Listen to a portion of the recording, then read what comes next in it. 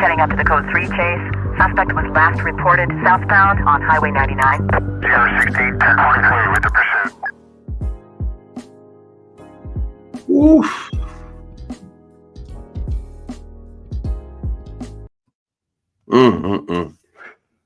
All right, y'all. We want to have a little powwow session. Welcome back to the channel. This is the real Nathan Daley, and we are we are live for real. You know, I did have to do that quick little live stream about the whole presidential situation with Trump, and that assassin that has been apprehended. But we are back in action. I was thinking about a new concept, you guys. Think about a new concept before I get into all the details of what that looks like.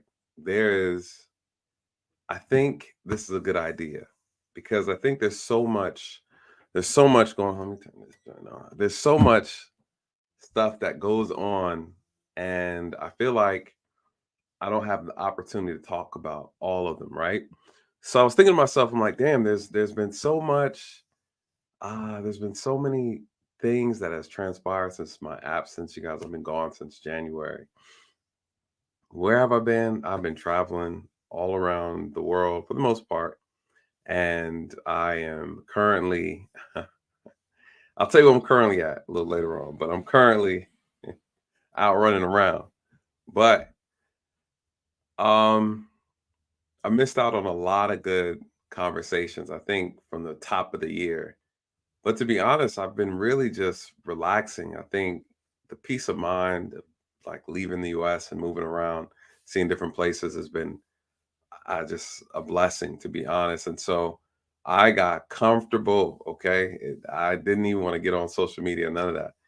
And I found myself really just focusing on the things that really that make me happy, right? Which is traveling, experiencing different cultures and things like that. So long story short, time went by, right? So I missed out on a lot of stuff. And I was saying to myself, damn, you know, people were emailing me and asking me questions like, oh, we want your thoughts on this, want your thoughts on that. And not only that, you guys, I've also been working, right? So I've been very blessed. I had the opportunity to be hired as an expert witness on cases, and I've been working those. And that's been very interesting. I'm proud to say that the cases I have worked on have been successful. And we can talk about that later, but where are we now? The world is changing so much. There's so much going on. Society is going upside down. Crime is through the roof. Inflation is through the roof. People are really having a hard time out here. And there are some people who are doing really well. But someone reached out to me, sent me an email, and they're like, "Your voice is missing out of this space." You know, it's something about um, there's something about your perspective and your insight that uh, brings a little bit of clarity, kind of muzzle. I won't say muzzle, filters, right? I think filters out a lot of nonsense. And I was very honored to kind of to get that. And a lot of people were reaching out, and I was telling them, I'll be back, I'll be back. I'll be back, I'll be back. You know, I kept saying that. But man, it's something about having that moment to yourself and really just kind of relaxing and unwinding. As you see, the beard and came off. You know, I've been out here backpacking, and it got hot. I started looking like one of them boys. You know what I mean? I was. You guys, it's different when you leave and go overseas and you start traveling around. You kind of want to make sure you don't get misidentified.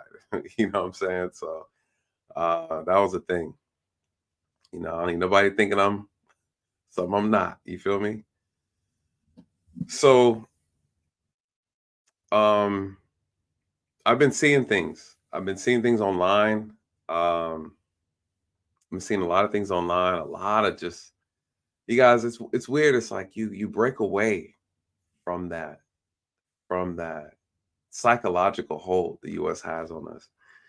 And you disconnect from a lot of the toxic media, the social media, and you just feel so good. And I found myself avoiding the internet, you know, and it's eating good, it's eating too good. I was gaining weight. I was eating good and having a good time. I look back, I'm like, damn, I gotta get back on. I gotta get back on. And the months just kept going. It kept going. I'm not gonna lie. And I don't know, I feel rested. You know what I mean? I feel at peace. I feel rested. And it wasn't that my peace was disturbed per se, not from the internet or anything like that, or not from YouTube. But um, I think just the drama of our country. You know what I mean? And you don't know you need a break until you're in the break. When you're in the break, then you realize you needed that break. And it just felt good, man. It feels good to really just kind of get out. Uh, so I urge everybody, take the time. Take the time. Time is short. Life is short. The world is changing.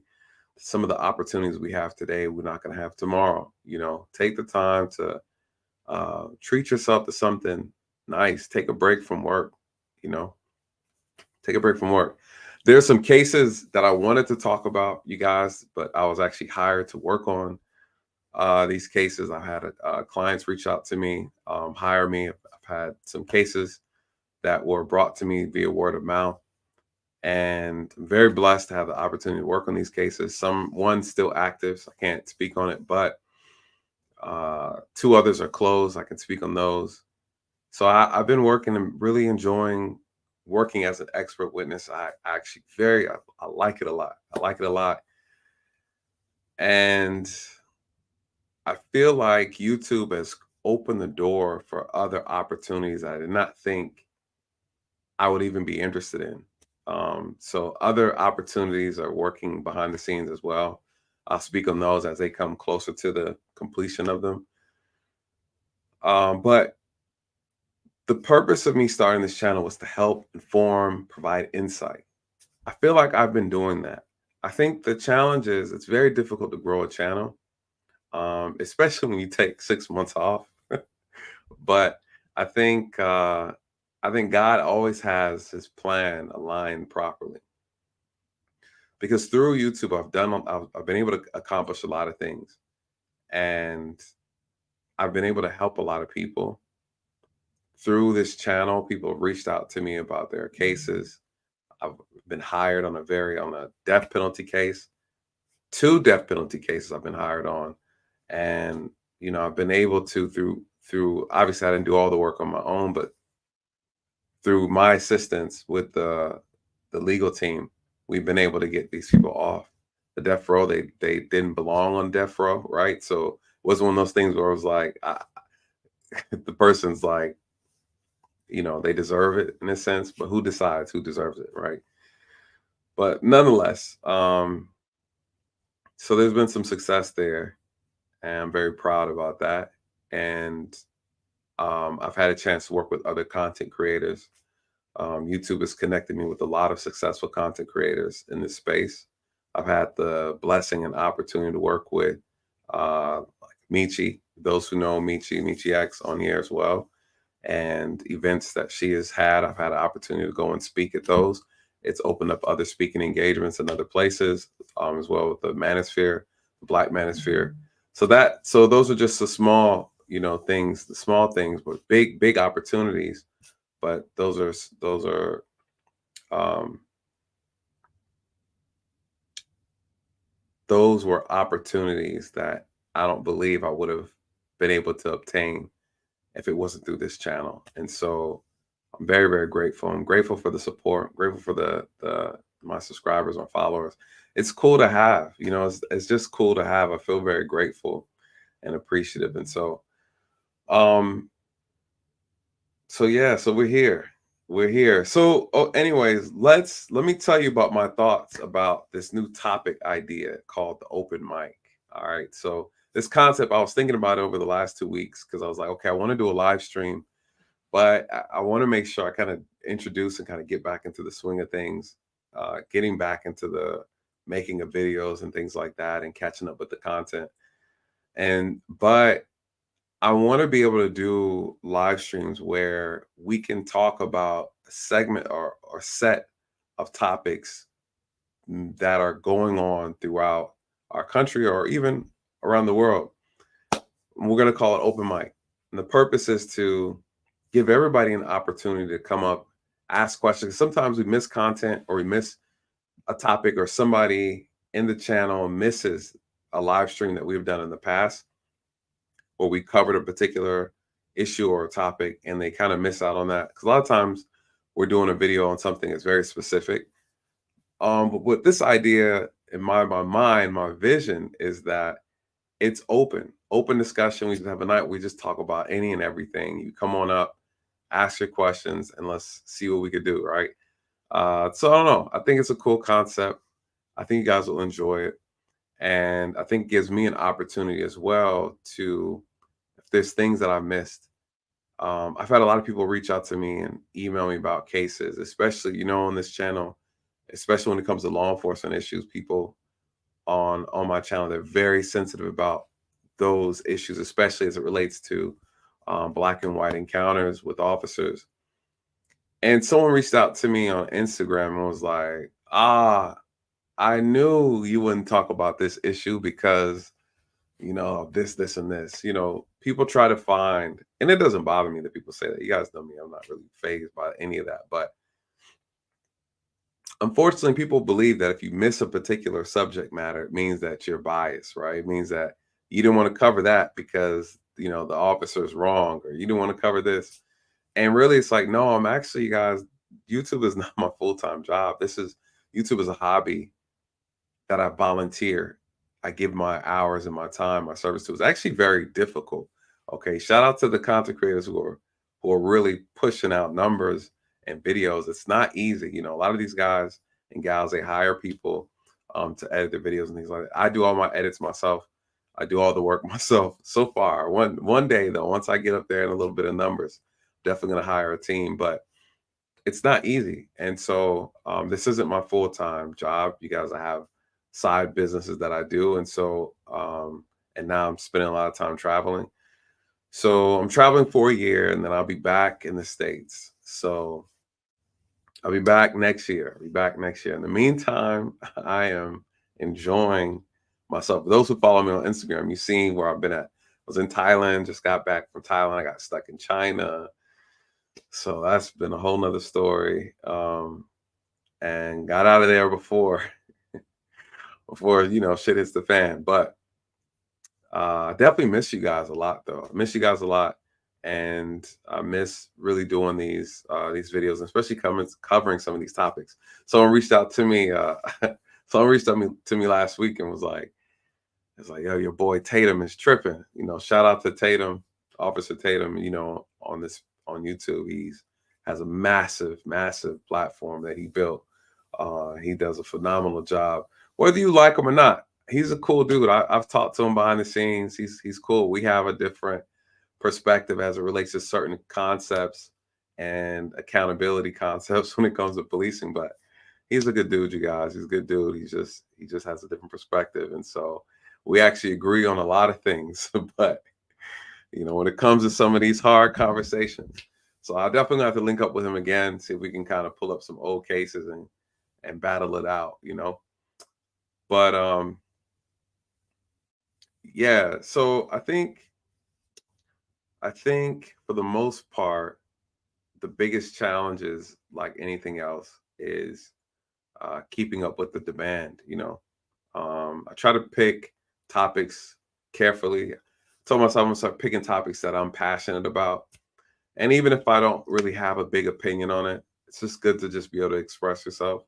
And then there's the ones involving policing. Obviously, I always got to make sure I touch those because I feel like I feel like on YouTube I get the best perspective when it comes to police issues. I feel like I'm the best police.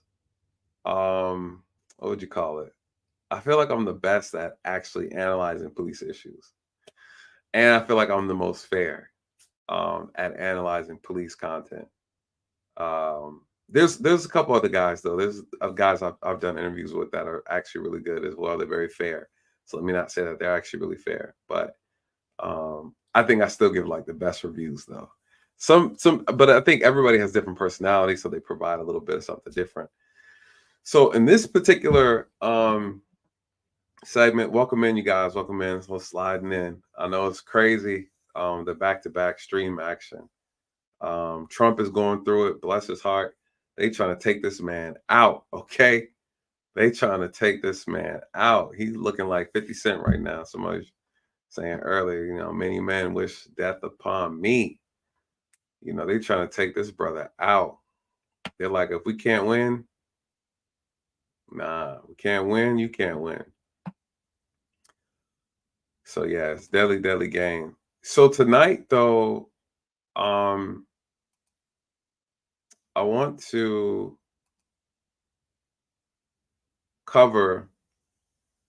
talk about. Did I put this on the wrong screen? I did. I think it's supposed to go on this side. Let me pull this up so I can see. So this is open mic episode 1. Okay, so this is my vision. It's not super original, but this will be the first time I'm doing a concept like this. So open mic. Some of the most recent issues that have been in the media in the last maybe 3-4 months. We have, of course, we have Kamala election. We got your boy Hill. We got Mr. Rogers. We have or Mr. Fortson, his last name. We have Colt. We have Sonya. We have Mr. Hill. So, these are like our topics of discussion. And I'm thinking, really, this is really about you guys. Get a chance to express yourself. I think for a lot of us who don't have YouTube channels or outlets where we can kind of really express how we feel, I feel like the open mic is a great opportunity for people to come up and say how they feel about certain things, right? A lot of times you guys express a lot. Don't say like Scarecrow. She do look rough. She going through it. A lot of you guys express a lot under the videos, and not just my videos, but other people's videos all throughout YouTube. And you might never get an opportunity to really express and have a discussion about like how you feel about a particular topic or asking specific questions. And so I think this would be such a great idea just to kind of have that opportunity to come up and say, hey, any topic. Hey, I want to say something about this right here. What are your thoughts on that? So I definitely want to be able to give you guys that opportunity, because there's been sometimes I do live streams, I don't bring anybody up, right? Because I usually have like a setup. I try to keep the content flowing within a certain time frame, but it never really works. We'd be on here like 5 hours sometimes. So I told myself I wanted to do better at that and be more structured as far as, okay, we're ending in 2 hours, right? Go in here, bring somebody up. They got 10 minutes to knock it out, and then I got to go on to the next. So I was having issues with that, balancing that, because I just enjoy the conversation. And back was it last year when we were doing these, we had people lined up in the live streams in the back. And so I don't like doing massive panels. You guys know that I can't stand it. It's cringe. But every now and then I might dip and do maybe 4 people up, maybe four, no more than 4. So anywho, so I think that'll be cool. Give you guys an opportunity to come up and talk more often. So maybe like at the end of the month, we do like an open mic, and maybe those who may have missed previous live streams, the open mic at the end of the month, they can come in and we can all just have a mosh posh conversation. People pull up old stuff and we just let it fly. Somebody want to talk about something that happened to so-and-so, a celebrity issue, and we just kind of give our thoughts and our opinions. So let me see.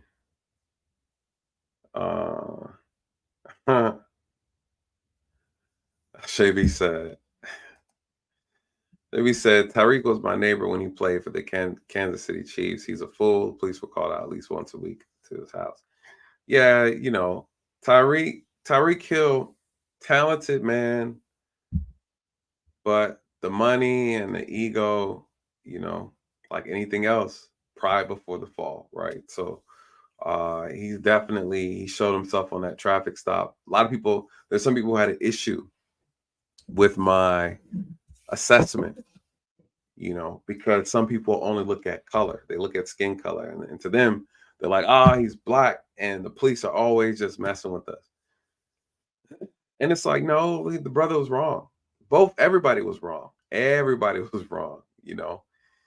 I don't know why it's so hard for people to just admit when they are wrong. You get what I'm saying? I don't get it. Here's the thing. The way that whole situation unfolded could have been avoided. And the officers were overzealous and they were excessive. That's so true. The problem is when an entitled person, whether you have money or not, he started with the attitude, he started with the disrespect, and the officers fell for it, right? As police officers, some people had an issue with my assessment of the officer. People forget that this is our profession. This is our job. Okay. When you're at work and you're in a customer service field, which is police work, whether people like it or not, you are a servant of the people. Customer service is important in this job. So what does that mean? It means that you're held at a higher standard. So someone has an attitude that's not justification for you to lose in your mind.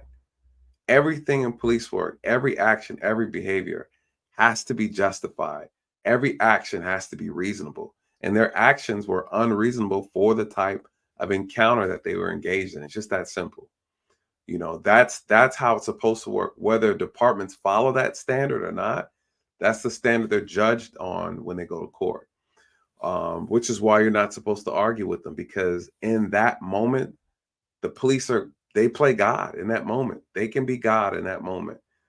And when you challenge them, it's a problem. So what should they have? They should have been a little bit more patient. It should have been a little more patient. If they were just, he made a statement. The officer was like, if you don't roll your window down, I'm going to get you out the car.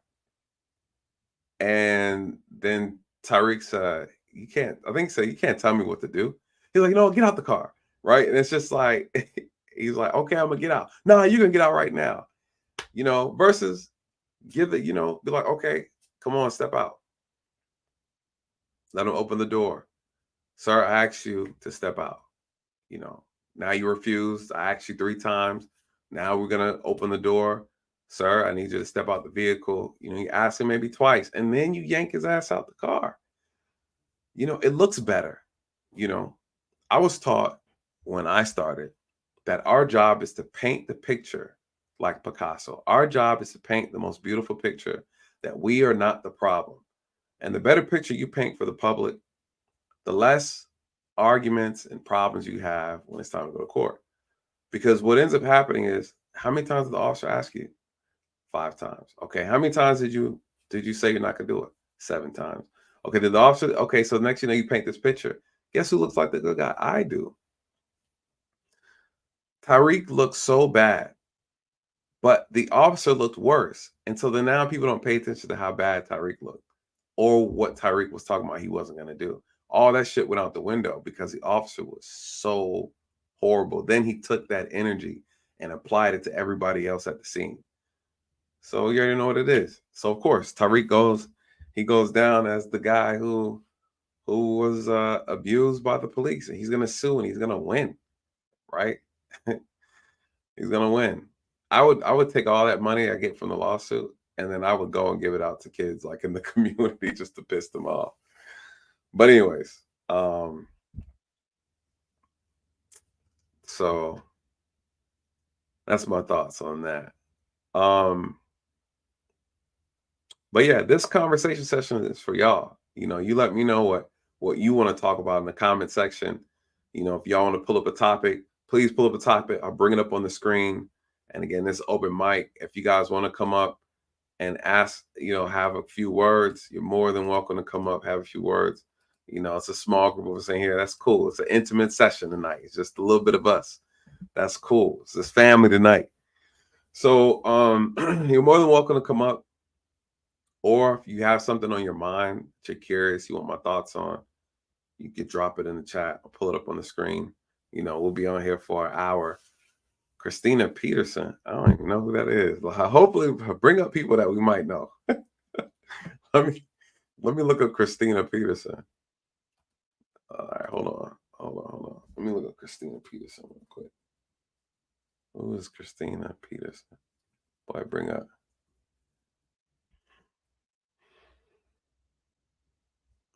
Christina Peterson. Oh, is that who this is? Systemic incompetence. Oh my God, this is gonna be good. Yeah, I know who she is. Yeah, I know. You know, I don't know why with the name. When you said Peterson, I started thinking about George Peterson. I was like, is that his daughter? Oh, I know who she is. Oh, I can't stand this chick. Okay, let's pull up something real quick on her.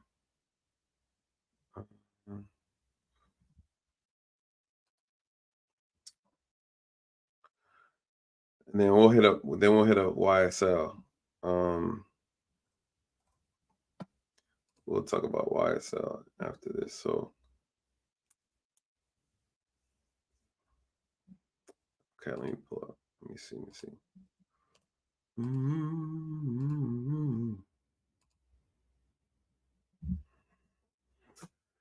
The Secret Service is compromised. Yeah, it is obvious. Let me see. Christina Peterson.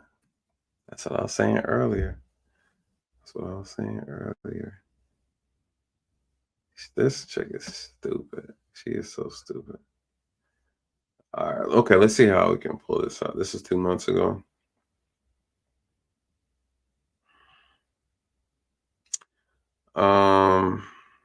Oh yeah. She punched the officer. She's stupid. All right, let me see. What's the most recent news we got on her?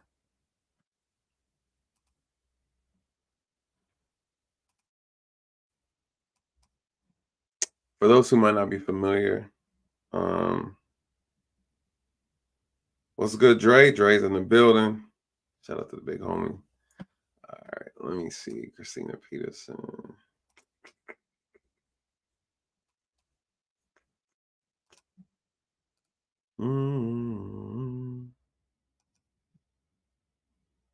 She was at a club for a night of fun when something happened and a confrontation resulted. Next thing you know, this lady is in the back of a police cruiser.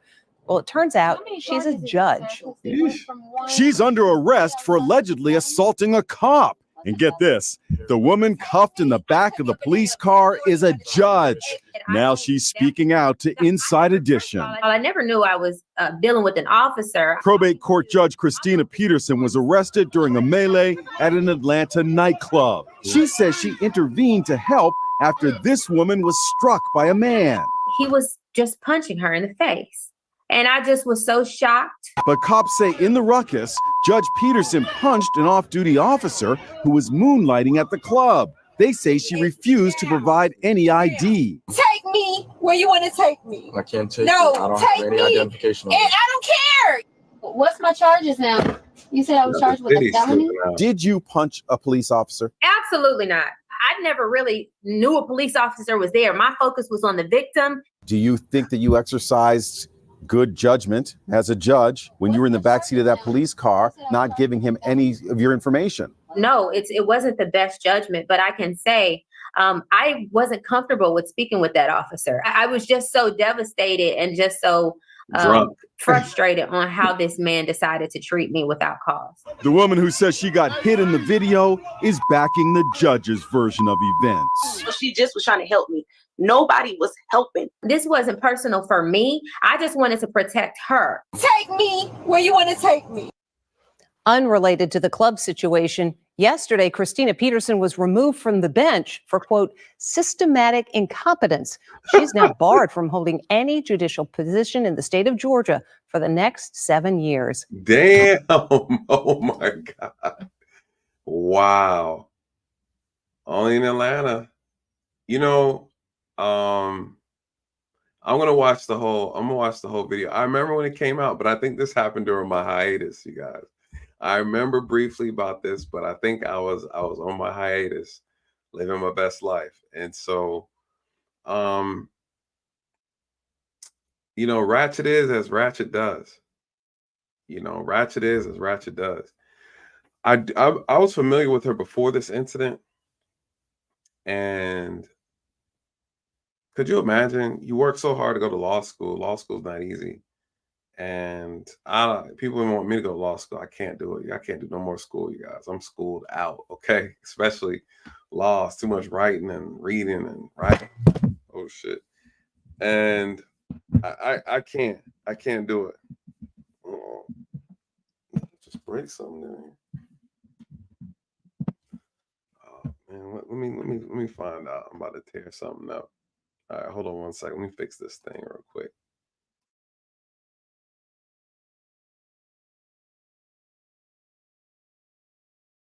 All right. I knew I was about to die just a minute ago. So I think, you know, having law school like that, the fact that she put all that schooling and money at risk for being an idiot, it's embarrassing.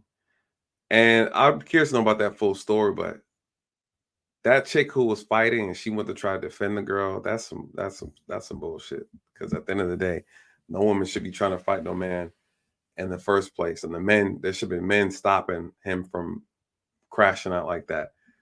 But Atlanta, you guys don't understand. Atlanta is so ratchet. It's so ratchet. Why is a judge out there putting herself in them type of situations to begin with? You guys, when I used to be out, if I'm going out hanging out with friends, I'm like, nah, it's getting kind of late, time to leave. We leave early.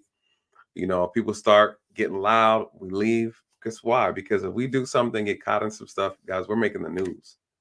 You know, we're making the news. Atlanta is Sodom and Gomorrah at the end of the day. It's like the heart of Babylon at this point. It's disgusting. You know, people keep talking about, oh, it's black excellence, is this. Yeah, there's a lot of black businesses, or a lot of successful black people that are in the Atlanta area. And then there's a lot of trashy, ratchet drama and foolishness. And it's not as beautiful of a place as it should be, to be honest. It's a lot of violence, a lot of crime.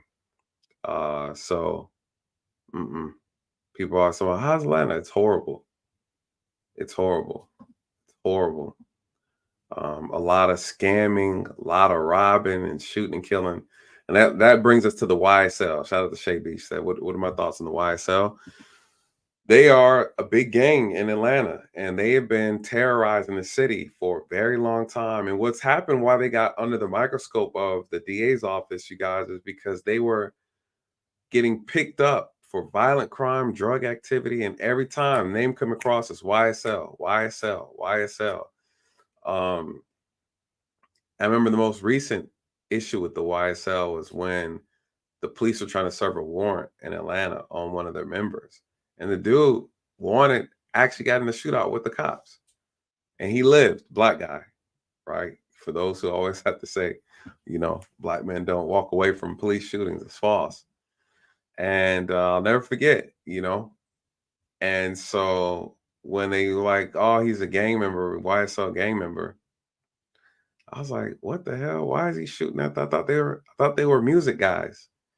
And nah, they are a hybrid, I guess you could say, meaning that they are very active in the street world and music is their hobby, right? So they're street guys, but music is their hobby. They launder stuff through their music. But for the most part, nah, they're a gang. They're affiliated. They do all kind of foolishness, and Young Thug is the ringleader. It's really very simple. So they got it right that he's a shot caller, but the problem is the case that they have that they're working against him is so tacky. It's so thrown together. It's so poorly handled. It's embarrassing. If he gets off and he beats these charges, which he's not going to beat these charges, because they wasted too much money on it, and then now your girl Fani Willis, she's the front runner. She got her own problems, so she's not looking good right now. She might mess around and lose her job, So it's not looking good. The whole DA's office looks like a hot ass mess. Looked like something out of a World Star Professional Gone Bad edition. They got the whole office looking real shitty right now. Shout out to Vic, your honorable judge Nathan. Can we call Officer Draco to the stand and talk about his encounters with YSL? Dre, yeah, Dre. The only problem with Dre is Dre's still working. He's still working for the man. He can't share too much unless he wants to. He's all for it, but he cross and work. He works for a different DA's office, like they're neighbors. So Dre, if you want to speak on anything, brother, you always more than welcome. Whatever you feel comfortable with speaking with. But Dre definitely got the insight and the outsight. Okay. But yeah, whatever Dre feels like he's okay to speak on. He knows what he can share. Dre got the insight for sure. It sucks with Dre though. We can't even tap into all his knowledge because he's actively working for the DA's office. So that's kind of like the downside with that. Yeah. See, the Dre already, I can't say much, but know a lot.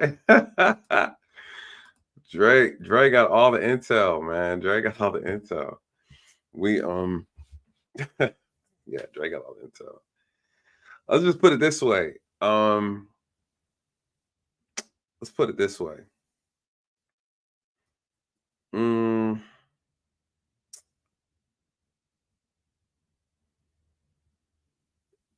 Things weren't handled properly.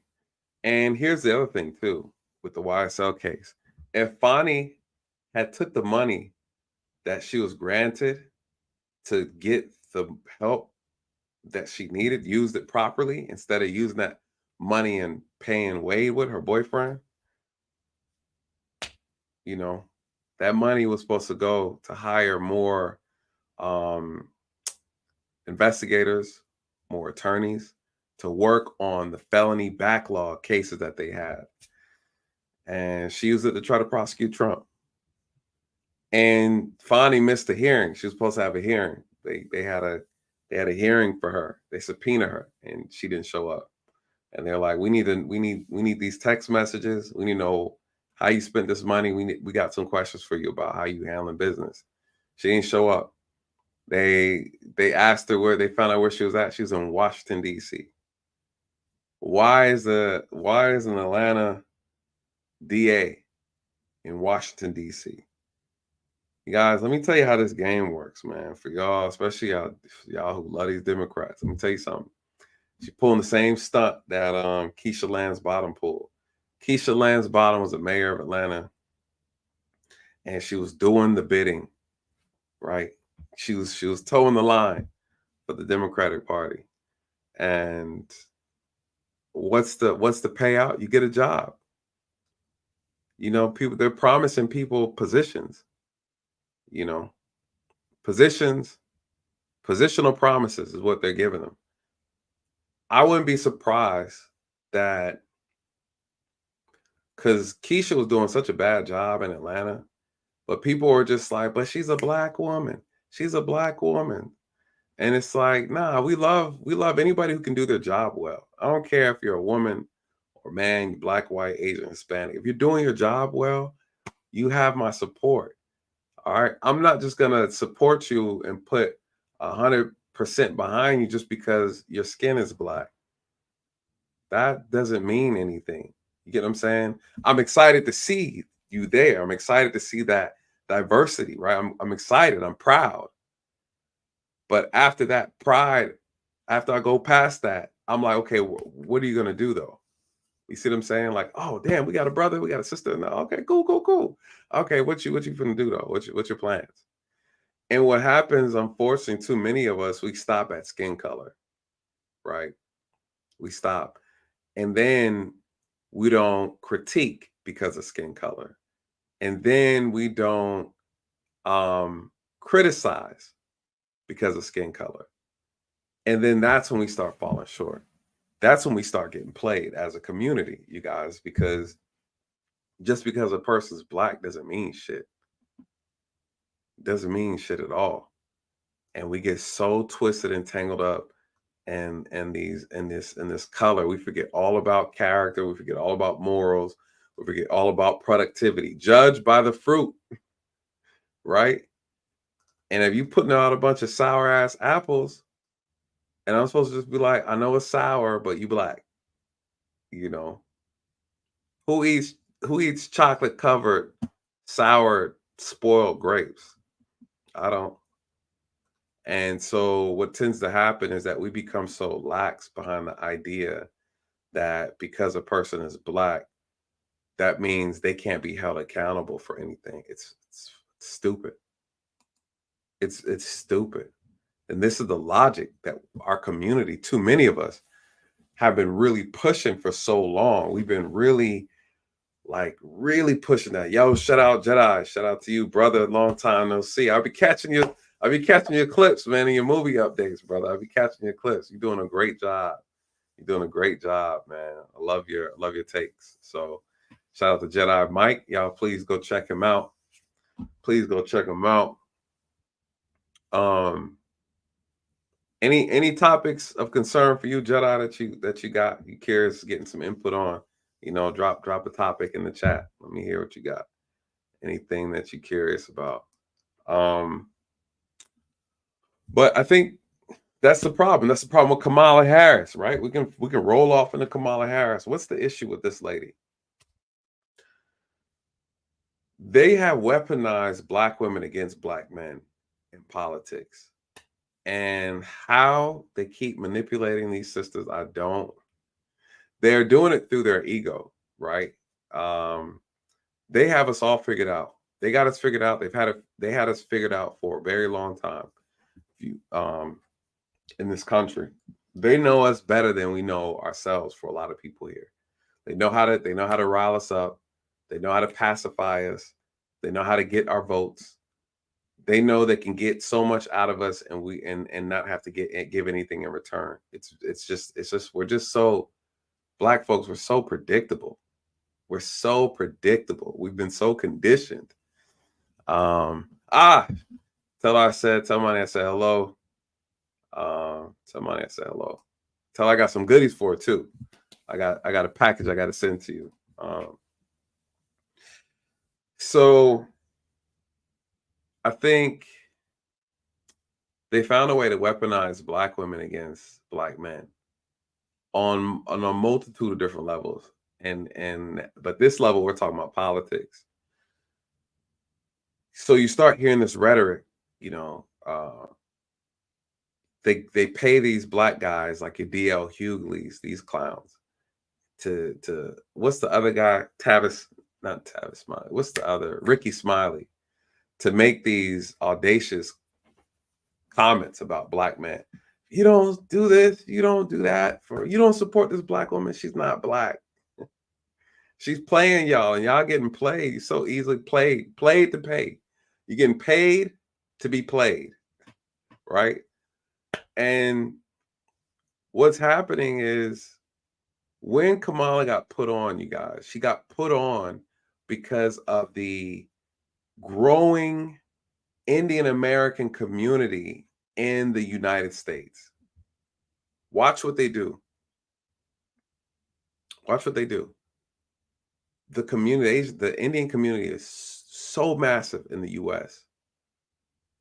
They put her on to be a representative in order to get their votes, right? This is how they play the game. Now that that piece is done and all situated, she got sworn in as an Indian American. Everything she's supposed 6-7 years ago, I'm Indian American, I'm Indian American, I'm Indian American, which is okay. There's nothing, there's no shame in that. I love Indians, the ones that love us, okay? Because there's some, like everybody else, there's some people who are some haters. But I have a few Indian friends, and they're awesome, you guys. I have friends from all ethnic groups. I love everybody. I love those who love me. And if you don't love me, cool. I don't mind. But keep your, be respectful with it. But I've heard some people go to India, some brothers, some sisters out there, and get treated really bad. Okay. And I've heard them being treated really good, but there's some people out there who are really, really racist. They don't like dark-skinned people, I've heard. Some don't. Some don't. So I've heard some crazy experiences, but you can find racism in every country, right? So that's fine. She was brought in, ushered in for that purpose. Then now the gears are shifting. Now all of a sudden she's black. She's black. And that's what Trump was talking about. I remember when she was Indian. Now she's black. When she turned black, she identifies as black. I guess you can identify as anything you want in the United States. That's a new thing now. You can switch it up. Let me tell you what's going to happen. They've ushered in all these Haitian migrants. I guarantee you now they're going to start putting in the limelight a Haitian representative. They're going to start building up someone to be an actual representative for the Haitian community in order to ensure they garner their votes, right? And there's nothing wrong with a representative from every ethnic. There's nothing wrong with that. The problem is when you purposely manipulate things in order, like this is your game plan. But my issue with Kamala is that she's fake. She's so fake. It'd be different if she had her own views. She was very passionate, that she was genuine, but she's not. She's a puppet, you guys. And people are falling for the puppet. And that's, to me, dangerous. I think it's very dangerous. Shout out to Jedi Mike. Jedi Mike says, Black churches' devotion to the Democrat Party through their sermons, advice for the younger generation to deal with the older generations. The problem with the Black churches is a lot of them have been bought out. A lot of them have been bought out. And they know from as far as back as the 60s that in order to get Black votes, you had to go through the head people of the church. And this is why they pushed Martin so bad, right? Everybody knows Martin was an op. He was the ops. So what do? They get these Black leaders. And a lot of times back in the day, the leader of the church was the voice for the people. And they knew if you can get the leader to convince the people who to vote for, man, you had thousands of votes that you can line up and pass out.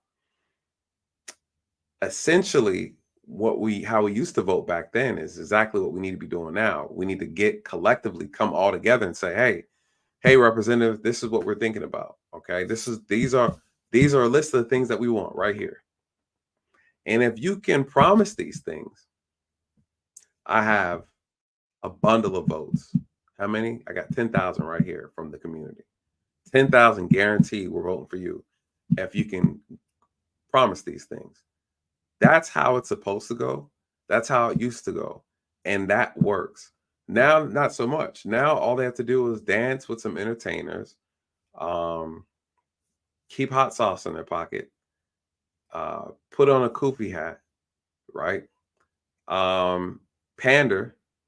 They get the votes, and then they don't do anything else, right? They make music with they go to the club or they bring on some entertainers, rappers, male, female, whatever. They talk to basketball players because they know that we idolize and we want to emulate them so bad that we look at them as leaders. Entertainers are leaders in our community for Black folks. And so we fall for it.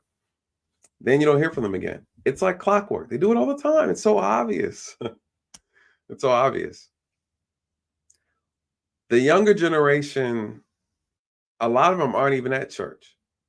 So you can't even reach them like that no more. That's why they reach out to entertainers, athletes. The Democratic Party reached out to, what's his name, Kai Cenat. He's like he's a not Twitter. He's what's that other platform? It's not TikTok he's on, I think. It's Twitch. Or maybe TikTok. And it may be YouTube. I don't really know. I don't follow. I just seen little clips with him. But apparently I think he has maybe 2-3 million subscribers or something crazy. The Democratic Party reached out to him and asked if they could meet with him for an endorsement. They're gonna probably pay him. But he was like, I don't want nothing to do with that. He's like, I don't want nothing to do with that. Why are they reaching out to Kai Cenat? The boy, I don't even know what he talks about on the stream, but he's very popular.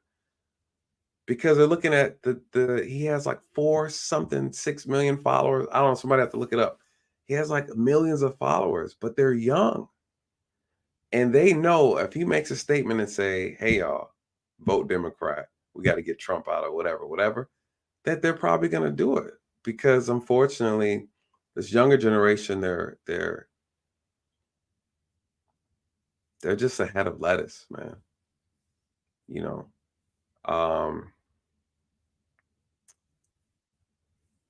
The education in this country has gone to shit. We can't compete on the world stage, you guys. We just can't. I say it all the time. We're a first world country with third world problems. The country is just at a free for all. It's every man and woman for himself.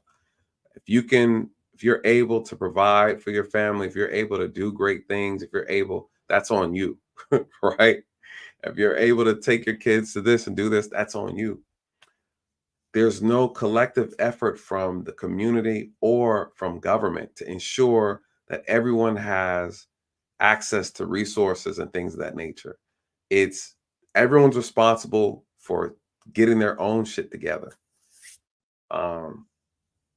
Pretty much. Case in point. Jeremiah says, I'm in DC this weekend. The White House has invited every single Black influencer, TikToker, etc., to the black brunch. You can't make this up. You can't make this up, you guys. They don't care. They want to win. They want to win. That's all that matters. They flood these cities with migrants because they want the vote. And the migrants are going to vote for them. Why? If you're getting paid, you're getting free rent, you're getting put up in a nice house, a nice apartment, and they're giving you an unlimited credit card to buy food and all that. They give you driver's license that you don't have to study for. Shit. You guys, I'm about to relinquish my citizenship and cross the border and tell these motherfuckers I'm from Zimbabwe. I could pull it. I'll tell them from the Congo. I'm coming straight with the African accent on them. Shit. It's off the chain, man. It's off the chain. They're pulling it off too. They're gonna cheat. They're gonna cheat. They're gonna try to cheat again. And again, my issue with people is that I know they don't like Trump. Cool. But they think that Kamala is telling the truth and that she's doing things by the book and all this kind of stuff. Man, we're getting played. Yeah, we're getting played. Getting played. So. I'm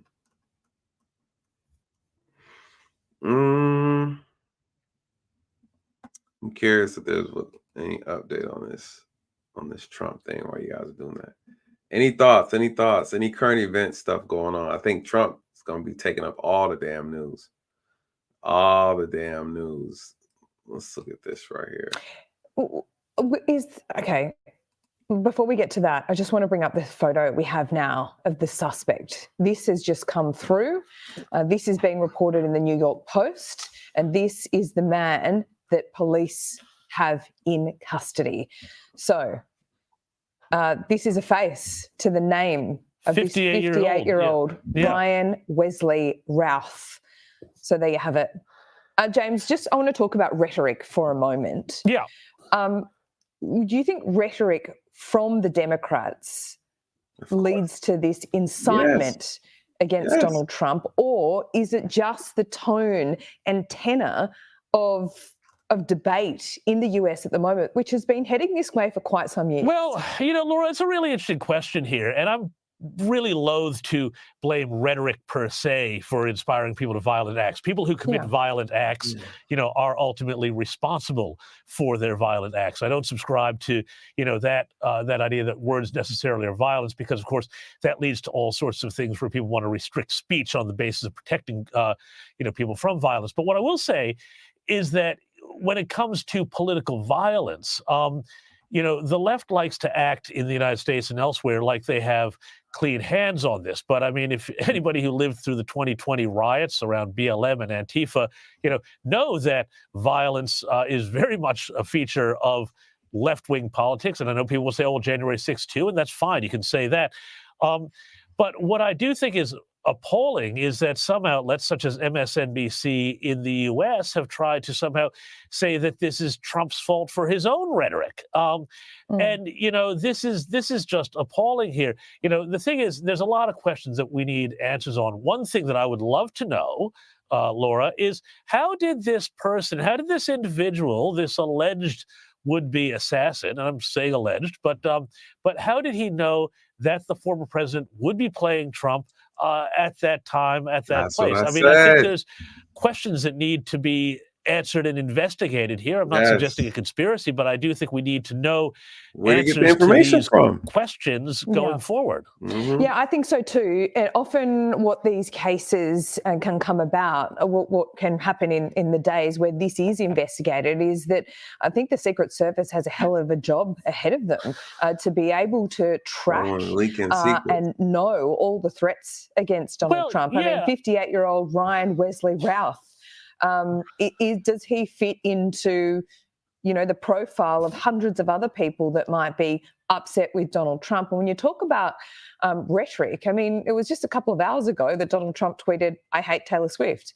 I mean, I'm not saying that's incitement, but, I'm talking about the tone of things in America. The tone of political debate in America has been diabolical for years, and Trump is a part of that. Well, sure, but I mean, if we find out that this Routh fellow was a Swiftie, then, maybe there's, something to that tweet. But to be serious about it for a moment, though, I just, I think that we have to be really, really careful about saying that, we need to be careful about our words because people might do the wrong thing. Well, people who do the wrong thing, will do the wrong thing for whatever reason, and I would love to see it. I would love to see, look, I would love to see, Laura, I would love that, we would go to revert to sort of the, high-minded days of the Lincoln Douglas debates in America. But I also remember that, the tone of rhetoric in U.S. politics, I mean, go back to some of the presidential campaigns in the early 1800s, they make Donald Trump look like Emily Post when it comes to polite rhetoric. So, we should also have a little bit of historical perspective here. Yeah. Okay, I think that's a good point. And let me say this. That is a very good point that he made. And let me piggyback on that in reference to, because I have an issue with the rhetoric that's used where people are saying, oh, this person's going to destroy democracy. They're going to, or Trump will say, they're going to destroy our country. Well, the issue isn't so much the expressing of rhetoric. I think the people of this country have gotten so soft. They're so emotionally sensitive. They can't handle even the banter of competition back and forth between competitors. The moment you say this is ending or this is going to be they're destroying whatever, there's somebody who's going to take that literally, and they're going to be like, oh my God, if I don't stop them, who else is going to stop them? You know, Trump is going to destroy whatever. He's going to become a dictator. And then in their mind, they're like, well, if I do this, I'm going to save the country. I'll be that hero. I'm like, no, you idiot. They're talking shit. That's what they're doing. And again, people are just so damn soft, man. I remember when Trump won the first election, there were people in the audience crying at Hillary's thing. They're crying like, oh my God, I can't believe. I'll never forget. The Democrats put this massive campaign together about how much of a racist he was, that people were just like, if Trump wins, we're doomed. We're all doomed. Celebrities got together and they said that if he wins, they are going to leave the country. I'll never forget how retarded that sounded. And this is the fear mongering that people started putting into the media. And then the citizens are kind of grabbing onto that. And then the kids are grabbing onto that. Oh, we can't let Donald Trump. And you go and interview them and be like, well, what do you not like about him? You'd be like, he's a racist. Okay, what makes him a racist? He just is. And what you start to find out is that people don't like him because someone told you not to like him. You don't even know enough about him to not like him. You were just told not to like him. And that is the problem. This is where we are, you guys. People can't think for themselves. They lack critical thinking skills. They're hyper emotional. They're easily led by stupidity. They're headline readers. They never read the article, they read the headline. And then when you have a conversation, I'll never forget. I went on a date with this young lady, and we were sitting down eating, and they were rioting on the TV. They're riots. And she was promoting like the riot. She was like, this is a good idea. I think they should do it. She didn't know I was a cop. Right. She didn't know I was a cop. And she made a comment about Trump. And I asked her, I said, what do you not like about him? What do you he's racist. And I said, what makes him racist? I said, tell me what he did that was racist. And the first thing that she said that came in her mind was, he said that COVID, he said the Chinese virus is what she said. Chinese virus. The Chinese virus. I said, what's racist about it? It comes from China. Oh, it's the most racist thing. I said, what makes that racist? Like, you can't say that. I said, that has nothing to do with racist. Is not a fact? Did it not come from? You may say you don't like the way he said it. You may say that the way he said it was maybe rude. But I'm saying it's a Chinese virus. And it came from China. That's his logic. I don't see why that's racist. So I asked her this. I said, okay, are you familiar with the West Nile virus? She said, yeah. I said, okay. Where'd the West Nile virus come from? I said, have you ever said West Nile virus? Did that ever come out of your mouth? She's like, okay. I said, about the Spanish flu. Is that racist to say that? So we get into this thing where he's racist because someone told you he's racist, but you can't even justify why you're calling him that. This is how easy it is for people to be brainwashed, right? I remember I was online. I'll never forget this day. This is the moment I started looking at Trump differently. I was online. I was trading stocks online, and I always would trade. I was day trading. I would always trade in the morning, and watch news at the same time, because the news always had Trump would get on the news, and the stock would be going crazy. He'd say some craziness, the stocks would be jumping up. So one day I was listening to him while I was trading, and he made a comment. He was being interviewed. I'll never forget this. I was listening, and there was a black reporter, black female reporter, and she said something to him, and he was like, he stopped. He said, "No, I'm not going to answer that. Your questioning is very disgusting. I don't like the way you question it," because people were getting on him heavy about the COVID thing. And he said, he said something to the effect of, "I'm not going to take your question because the last time you asked me a very disgusting question, and I don't appreciate that. So I'm not going to answer I'm not going to take any more of your questions." She said something that was real. She's a reporter, right? And you know how they do them. You know how you know how they treat them. And he said, "That's a disgusting question. I'm not going to answer." I can't even remember what the question was, but he was offended by, I guess, the way she asked it. It's like maybe accusatory. And then she was like, "Well, I want to ask another question." She's like, "Nope, nope." And then he's like, "Who else has a question?" He looks past her. "Who else? Next." And then she's like, "Oh, I want to. Nope, I'm not talking to you anymore. Next person." I started laughing. I thought it was funny. I was like, "Yeah, why'd you ask him that? That was jacked up, right?" In my mind. You guys, the next day, the headlines read, "Trump hates black women. He's a racist towards black women." And I said, "Damn." I was like, "What?" And I read the article. It's talking about that incident. I sat there and watched the whole damn thing. So this is what they do a lot of times with them. The same thing with the whole January 6th, the same thing with the whole Tiki Torch thing, the same thing. I mean, the list goes on and goes on and goes on. You know, when you listen to the entire thing, and you're like, "Damn, they took this little clip right here and then they spun it and did their own thing." I started seeing them do that all the time. And then that's when I started paying attention. And that's when I started seeing for myself that, "Oh, no, they're lying. They're lying." And it's disgusting, man. It's a dirty, dirty tactic. The media shouldn't be allowed to do that.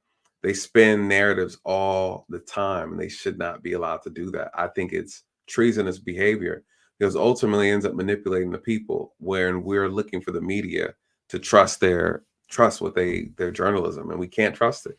It's disgusting tactics. But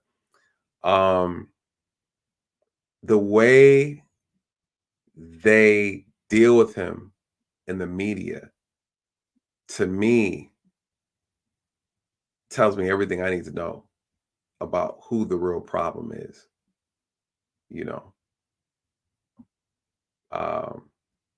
Tells me exactly who the problem is. It reminds me of how they did that one guy. If you ever seen that movie about the Olympic bomber, what is his name? FBI, the news put out some false information about him to make him look bad and ruin his whole life. He wasn't even the person, right? But just because he kind of looked like, I can't even remember the name of the movie.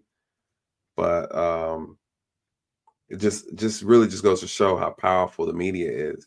And if they can make you look like something you're not. They do it all the time to black folks.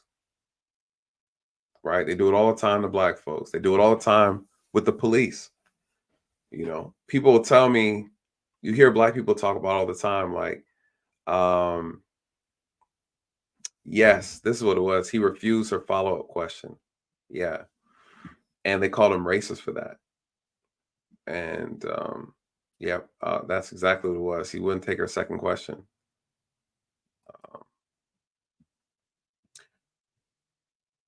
I deal with a lot of people on this channel, even outside of this channel.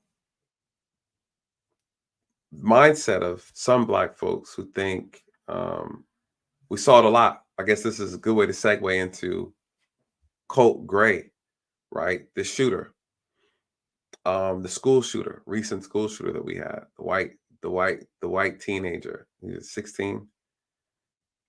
And he wasn't killed by the police. The police showed up.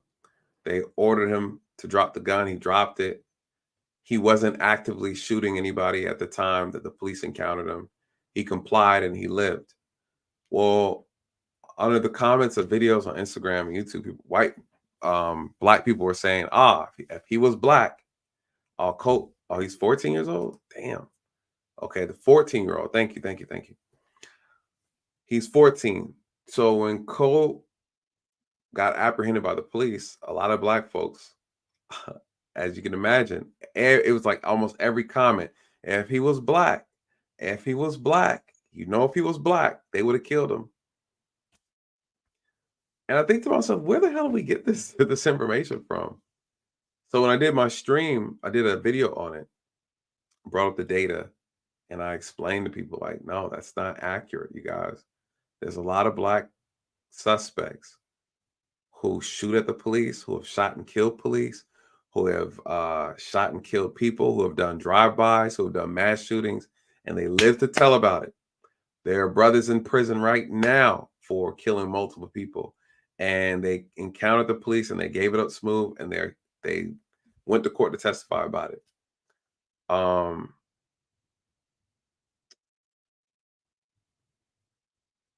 I think we have gotten a habit of allowing the media to be our first line of education. But it's deeper than that, because when we come across someone who's more knowledgeable about a topic and we try to share with them, because what we're saying doesn't align with what they want to believe, you're then a sellout. You're then an Uncle Tom. You're then a race soldier. You're then all these names because you don't want to accept the truth. That's the real issue. It's one thing to be ignorant. It's another thing to be willfully ignorant. Okay. It's another thing to be stuck on stupid. And that is the problem. That's the problem. So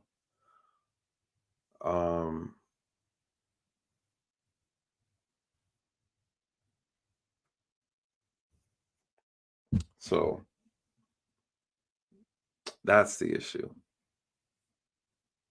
That's the issue. So there's plenty. And then the other example that was given is that, people say black folks don't shoot up schools. Unfortunately, I hate to say it, but yes, there have been black school shooters. White shooters, white males make up majority of school mass shootings. This is true. But I think like any crime, unfortunately, each ethnic group, everybody commits crime. Everybody commits every type of crime, right? There's no crime that's exclusive to just one group, right? Basically saying that only white people do this type of crime, only black people do this type of crime. It's not true. Everybody participates in crime equally. But studies have shown that certain groups, ethnic groups, participate in specific crimes more than other groups. Okay.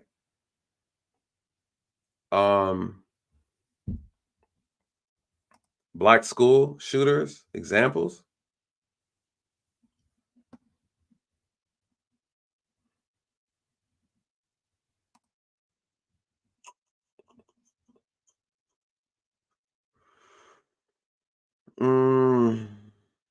Check out the black school shooters examples.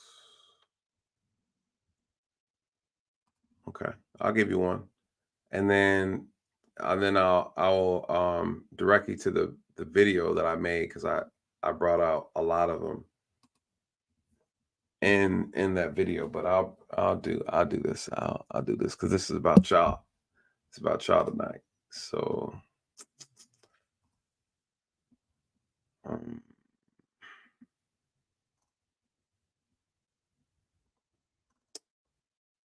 1 second, let me find his.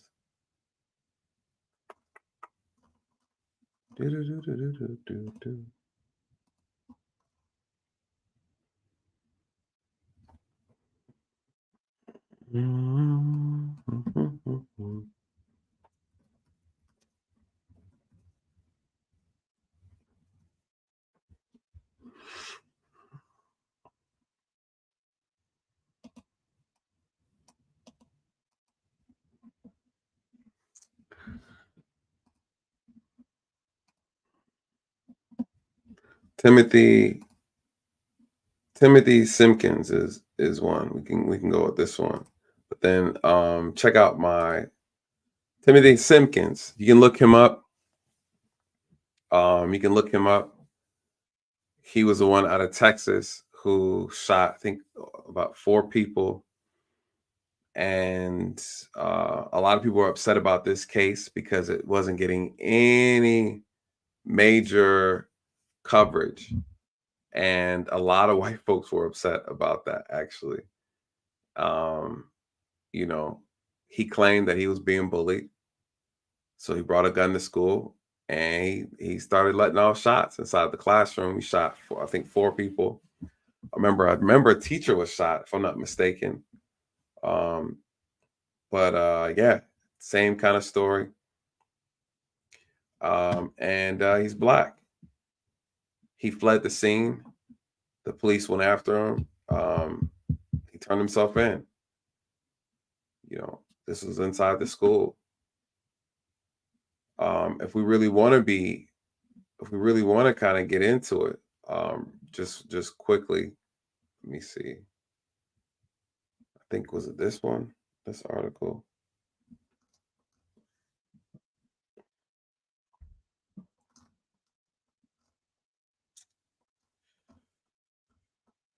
I can tell you right off the bat because I was already looking through some of these. Now, right here, just to be clear, let me minimize myself.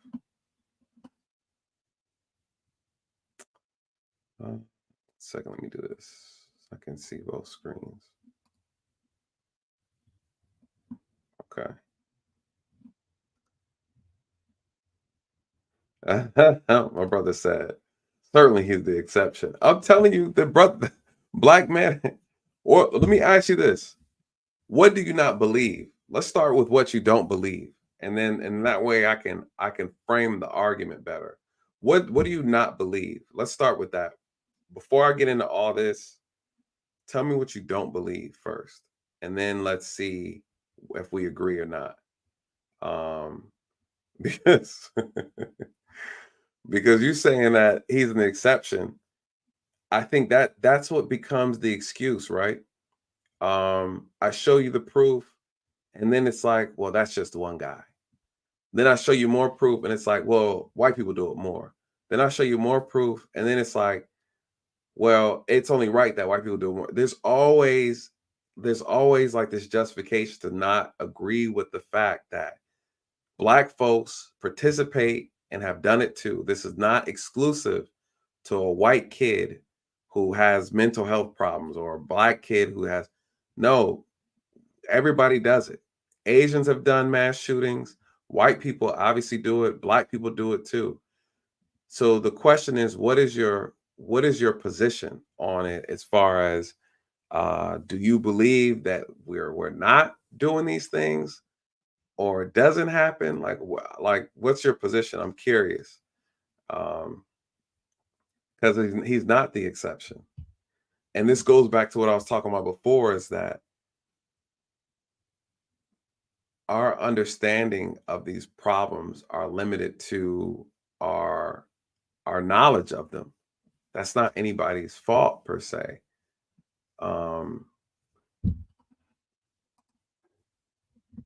It says in regards to what? I'm simply saying that when Black people make the statement that white people do school shootings, it's largely valid.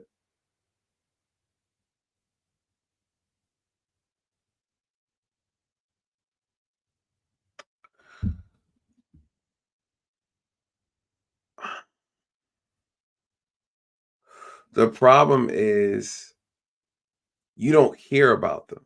This is the point that I'm making, is that you're basing this, a lot of people, not just you, but a lot of people base that off of what they hear. And the purpose of my channel is to tell you, because you don't hear about it doesn't mean it's not happening. A lot of people, a lot of Black people and white people, because I've had conversations with people I've worked with on different cases who are telling me about the Black experience. And I'm telling you, you just don't know about it. You know, you keep listening to BLM, they don't know shit. Their job is to cause confusion. The issue is that a lot of Black people don't have the knowledge of these things because the media doesn't show it, right?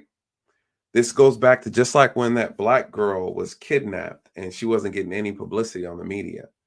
But then you had the white girl who got kidnapped and she disappeared. It was domestic related. It was all over the damn news. Because there's certain crimes and there's certain incidents or criminal activity that will garner more money for the media to play. When Black people go missing, that's not as important to us. We're not going to watch the news because of that. When a white kid goes missing, white people really are moved by that.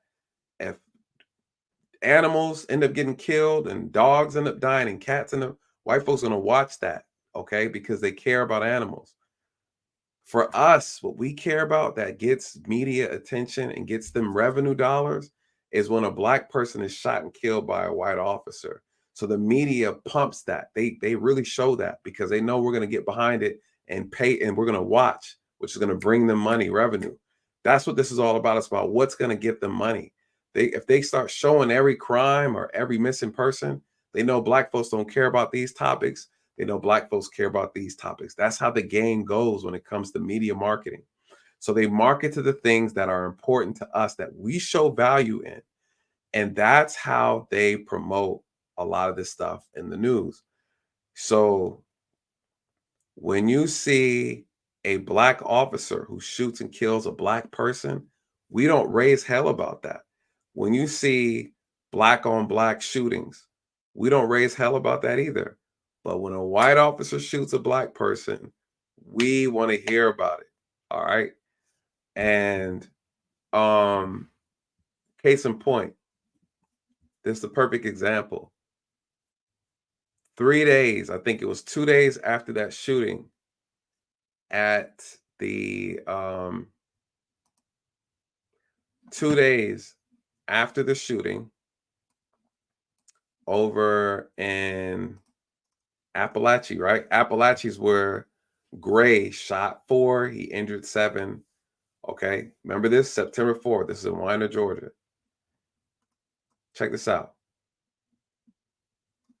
4, 5, 6. 2 days later, Japatow High School, a 16-year-old student shot and wounded a 15-year-old student in a bathroom. This student is a Black kid, okay? He shot and killed the student. They said injured. They haven't updated. The kid actually died. He died in the hospital. Matter of fact, let's look at the news article. This website right here from the Washington Post is really good. I'll drop it in the chat for anybody who wants to kind of look on their own time. But they have every school shooting in here. Then they have the article to back it. So let me see if they update it. Okay, look, they updated. Let's look at this real quick. Sheriff student shot at Japatow High School. He dies at hospital. Teenager in custody. 16-year-old boy taken in custody after shooting at what department's in the school? Let's play the video.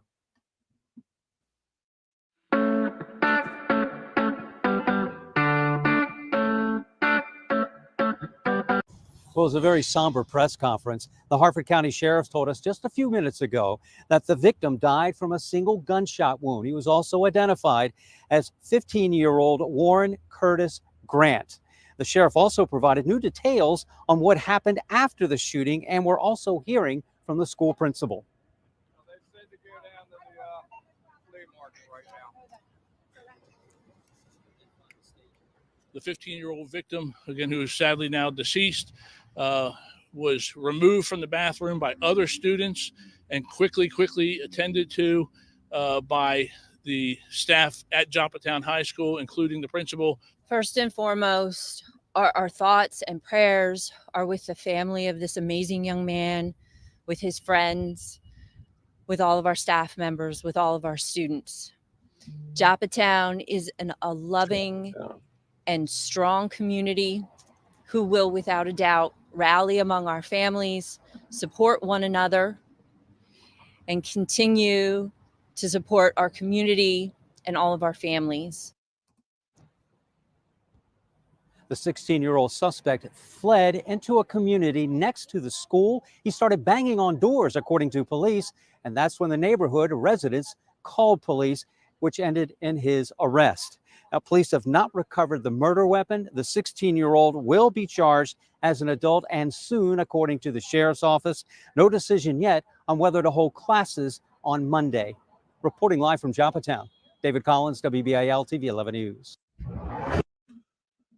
So this is just an example. And this kid who shot him, the suspect is a black kid. Okay, they got into an argument inside the school in the bathroom. He shoots him. He dies. 16-year-old taken in custody. There he is right here in this thing. But here's the problem with, okay, matter of fact, let's look him up. 16, Jalen Rashawn Price.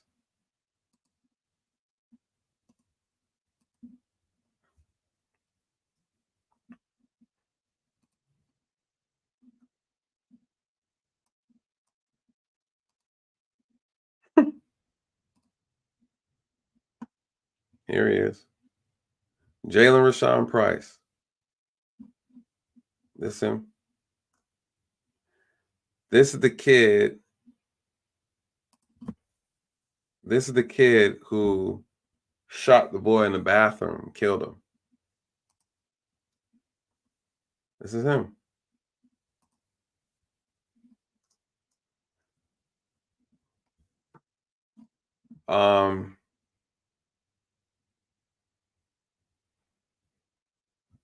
That's a shooting. So you're saying that is a shooting that happened to take place at a school, not a school shooting as we know them.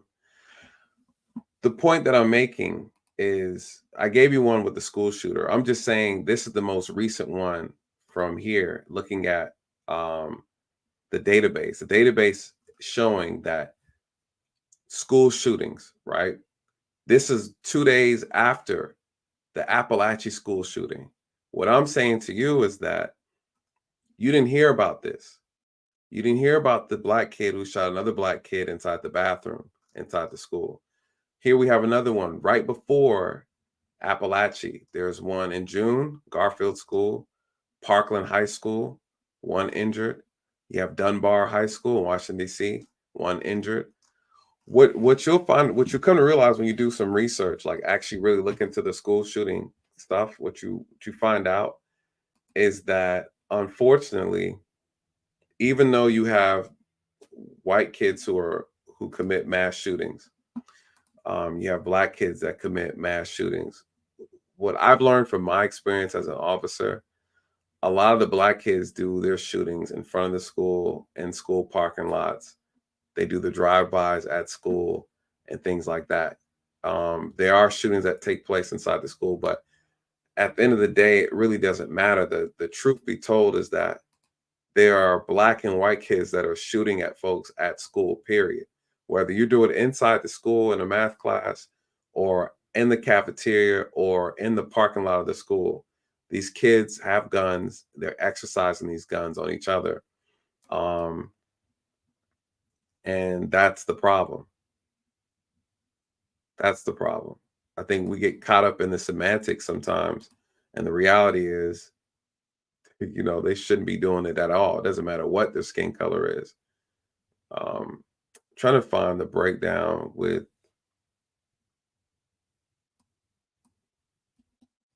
let me see if it's on here.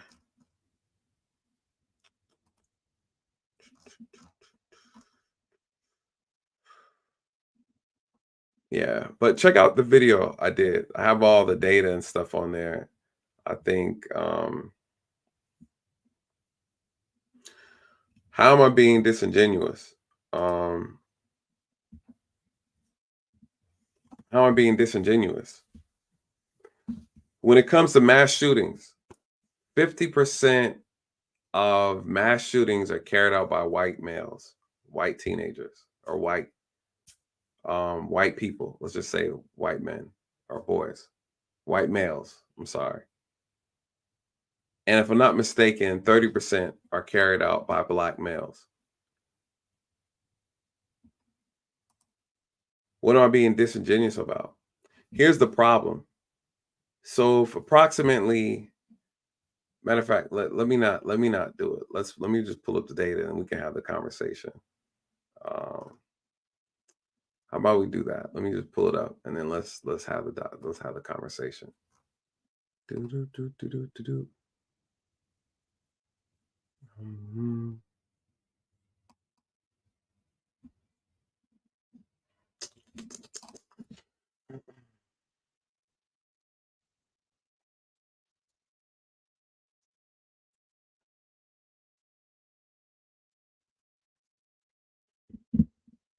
Let's do this.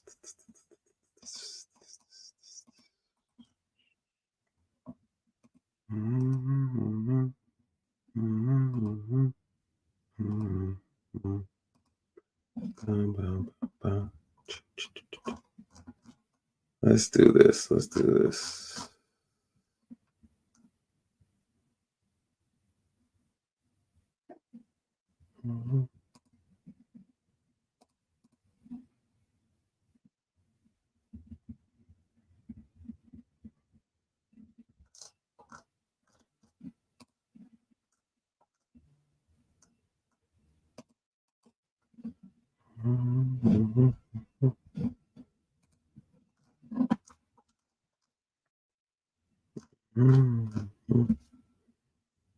Okay. Okay. I think sometimes, again, here's the dangers of these numbers of people wanting to kind of. We have to remember first and foremost that black people. Matter of fact, how about I just pull up the video? Mass shootings.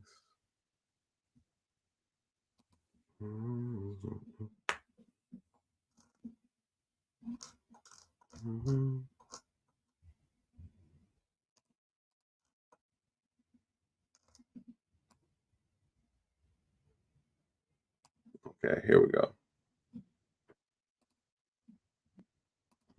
All right, let's do this. He said, you're being disingenuous comparing apples to oranges. All right, let's do this then. This is the Washington Post.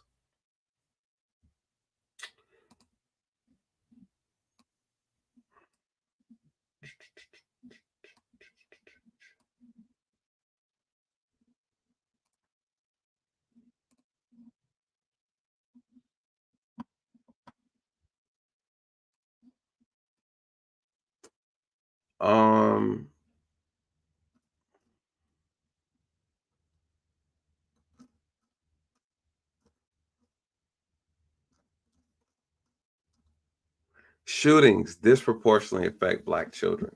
Here's one thing that we need to get a clear understanding of is that I understand what you're trying to say, but here's the reality. The reality is, even with all the mass shootings that white people commit to doing, white males do, still they don't kill as many people as black people do with gun violence. All right. So let that set in. We can compare mass shootings. White males commit more mass shootings in America, up to like 50%. And I think black people, 30%. We're going to pull the numbers up.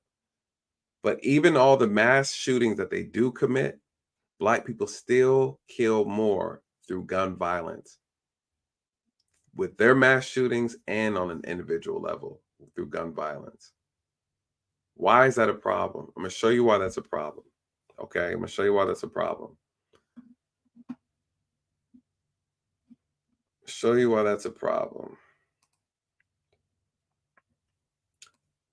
School shootings disproportionately affect Black children. Almost all the deadliest assaults were committed by white gunmen, a reality that has left much of public with false impressions that school shootings almost exclusively affect white children. It's not true.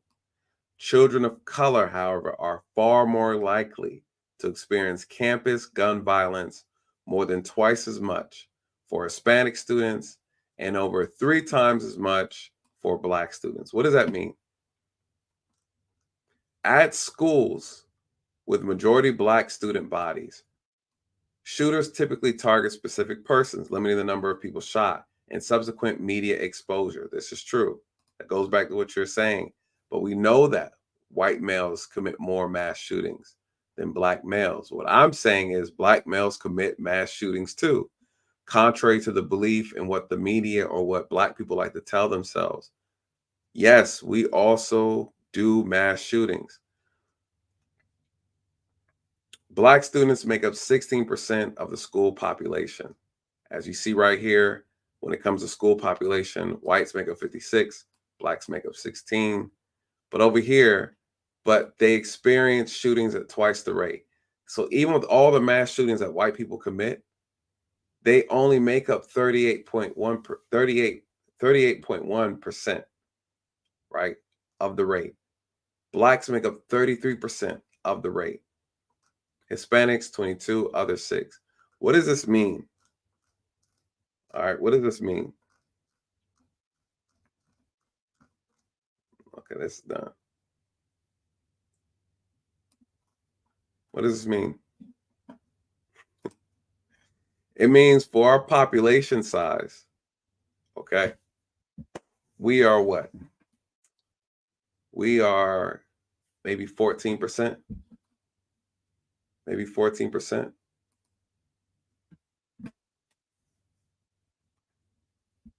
Okay, so you're saying you don't disagree with that. I don't disagree with that. Yes, we do mass shootings. My argument was that it is indeed true when Black people attribute school shootings to white people. So then what's your argument? My argument was that it is indeed true when Black people attribute school shootings. Okay, so you're saying you agree with what I'm saying. Is that what you're saying? You're saying you agree with what I'm saying.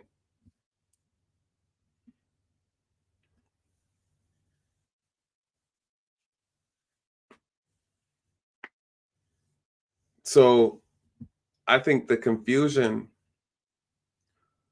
out of mass shootings, I think Blacks commit 30%, if I'm not mistaken. I think it's 30% whites, 50% Black, it's 30% of the mass shootings. Again, it's way too high regardless, because we're only 14, maybe 15% of the population. So if 15% of the population are African American, okay? And we know Black males make up 6.5%. Well, we know that 97% to 98% of shooters are men, white, Black, Asian, Hispanic, are men. So if our men, which make up 6.5% of the whole population in the United States, are contributing to over 30% of the mass shootings, come on. Come on. A lot of our shooters are still on the streets and haven't been caught. You know, so we got to stop playing with these numbers. A lot of these, we see the clips on Instagram and social media where these guys jump out the car and they just start spraying. Yeah, they have targets, but the whole idea is that gun violence in our schools are very high. They're very, very high. And let me see. What is the math? Let me see. I got to check out that video because the video got all the data on there. Let me see.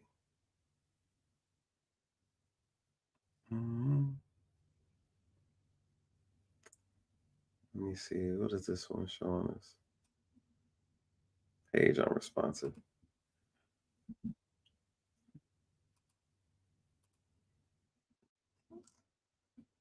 Let me see. Let me see. Yeah, y'all gotta understand these. Let's take a look at this.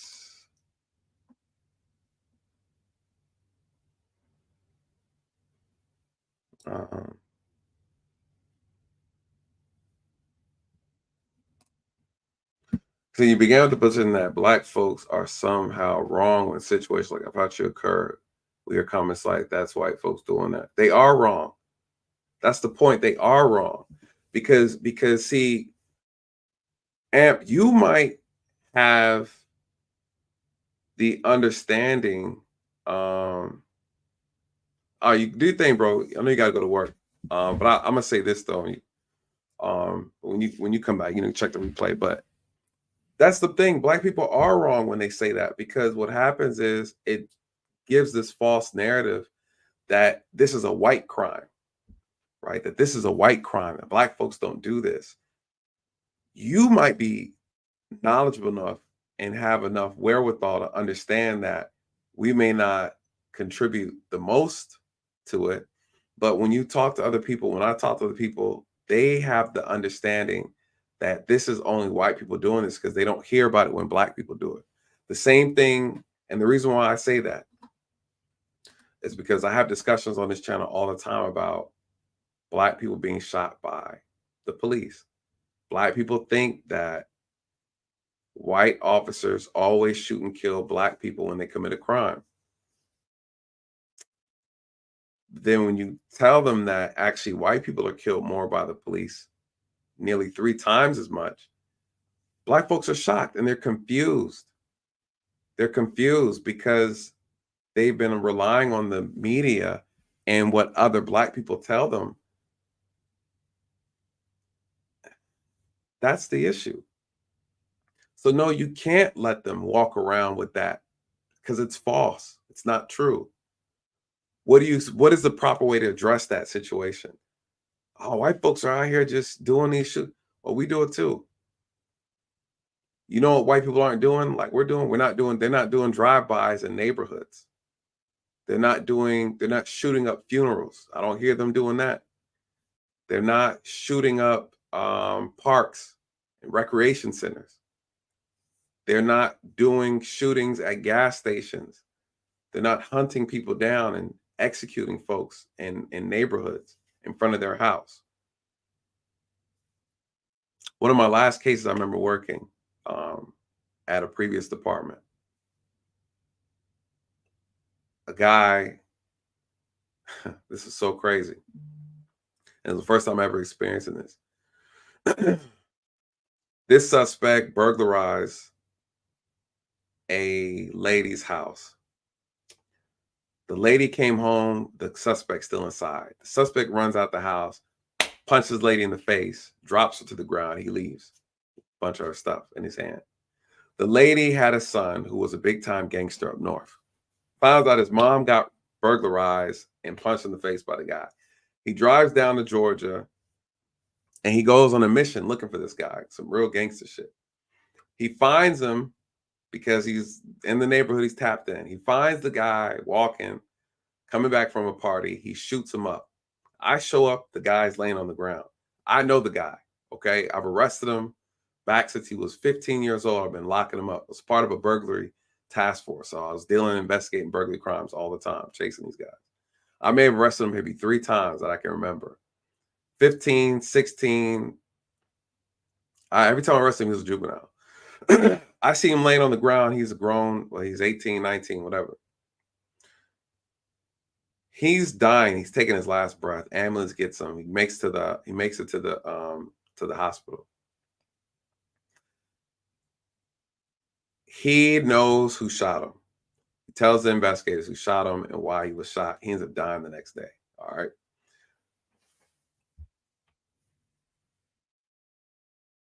A few days later, he has a funeral. The boy who shot him goes to the funeral and shoots the funeral up trying to kill his mother. All right. I have never, it's my first time ever experiencing that, you know, as an officer. So again, we do some shootings out here. And this is not a competition as to who shoots up schools the most. This isn't an area where we need to be bragging about who does what type of crime. When it comes to pulling triggers, I'm sorry, but Black folks, we are the Olympic winners, okay? We got the gold medal, platinum medal, okay, diamond medal in shooting people. So when I hear us talk about a school shooter and we want to brag like, oh, we don't, that's white people do that. Shut up. Just shut up. Mind your business. Please don't speak on it, because we shoot up schools too. We shoot up parking lots, funerals, grocery stores, kids. I remember what happened during during COVID, and Atlanta was on lockdown after the riots, Black Lives Matter. And Black folks said they locked down this particular street in Atlanta, and they said nobody comes by. This was after the old dude was shot at the Wendy's, Rayshard Brooks. And Black folks came outside, locked down a whole street, and said they don't want the police over here. We're going to take care of our own neighborhood. Atlanta police said, cool, we're not going over there no more then. And I remember there was an innocent lady with her kid and her boyfriend driving a car, trying to get home, and he turned down that street. These guys with rifles pulled up on him, said, nah, you got to go around the other way. I'm like, man, we live right here, move out the way. They got barricade the road, everything. They decide they're going to go around the barricade. You know what that guy did? Took his rifle and he shot, boop, boop, boop, boop, boop, into the car. Shot the little girl in the back. Little girl sitting in the back seat. She got shot in the back. She died. That was like the 4th child that died in Atlanta within about 2 weeks. Gun violence. And they're all shot by Black folks. And that's when the commissioners and the county commissioners of Atlanta, everybody got together and said, Keisha, get your city under control. Send the police in there. No, tear down these barricades. Go arrest them. Go look for these. I kid you not. I kid you not. Who shot that little girl? I can't remember. Little girl. Let me see.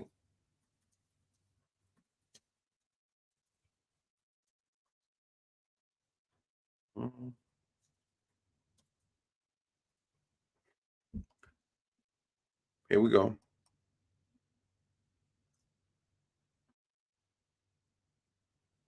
Here we go. Because I think we forget.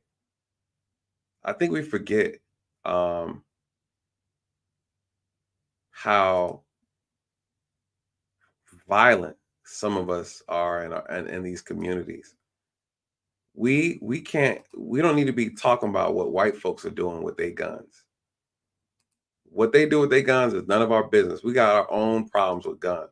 We need to fix our own gun problems. So when he's talking about these mass shooters, shut up.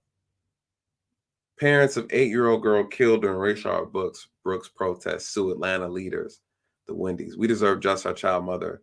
Someone needs to be held accountable. Yeah. And she wasn't the only one. That's her name. What was her name? Sequoia. 8-year-old girl was shot and killed near Rayshard Brooks several weeks earlier, filed lawsuit. Sequoia Turner. That's her name. While riding, check this out. Can y'all see this good? Hold on. Let me blow this up. See, I can see this.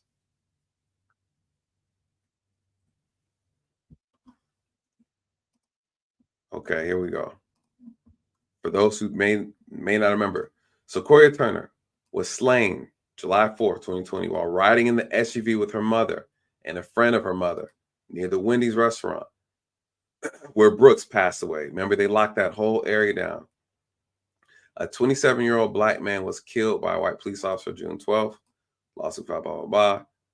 Here it is. Sequoia Williamson says the city leaders showed negligence in failing to remove armed vigilantes or vigilance who gathered at the site along peaceful protesters, which created a dangerous situation that led to Sequoia's death. What is she saying? Here's the problem, you guys. As elected officials, you have a responsibility and a duty to do your damn job, which is keep the city safe, not to acquiesce to criminals who want to do what the hell they want to do. And Keisha, trying to pander to her voter base, to pander to Black Lives Matter, allowed them to carry up guns, march around the city, and create pure lawlessness. And in the midst of that, 4 children died. I want to say 4. I want to say 4 children died behind that. And that led to, you know, the reason why she didn't go. How many kids died during Atlanta?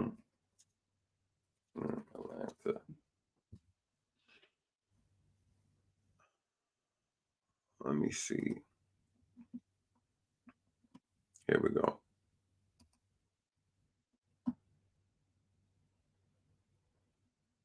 Here we go. All this came out of Atlanta. I'll never forget. A lot of kids were getting killed. And look at this. These little group right here, these kids right here. Let me see. Here we go.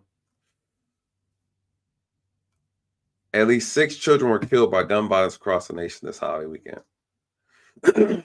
All this came from that protest and stuff. These are all Black kids.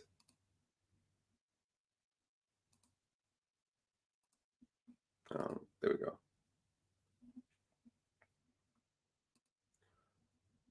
These are all Black kids, you guys. So don't worry about what white kids are doing with their guns. Worry about what Black folks are doing with their guns.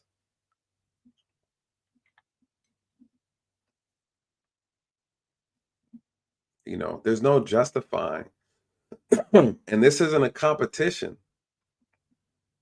Who's doing more shootings in schools? You know, like, nah, that's not what this is about. That's not even how we go about making these arguments. It's all bad. All of it's bad. It doesn't matter who does it. And one could easily argue, okay, well, white folks are doing it more. There's more white people. So maybe the numbers add up. The numbers don't ever add up for us. Meaning that the reason why the numbers don't add up for us is because we're too damn small of a population. We're too, hell, a lot of us, we're committing the same amount of numbers as white folks committing. And we're only 6% because the men are the ones pulling all the damn triggers, you guys. There's nothing to brag about. I hate when I hear us make these comparisons. I hate it. Man, shout out to you, Anthony Davis. Good to see you, brother. Good to see you, also member of the channel. Thank you for the super chat. He said, Black folks kick up dust every night. Every night on the news, a ring cam caught some fools standing in front of the store. 10 of them. They split and start firing off each other 20 feet apart. 13% of the population, 50% of the drama. Man,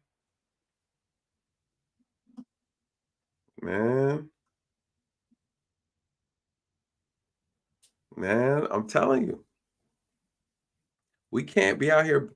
We don't need to be worrying about what white folks do with their damn guns. We can't get our own gun violence together.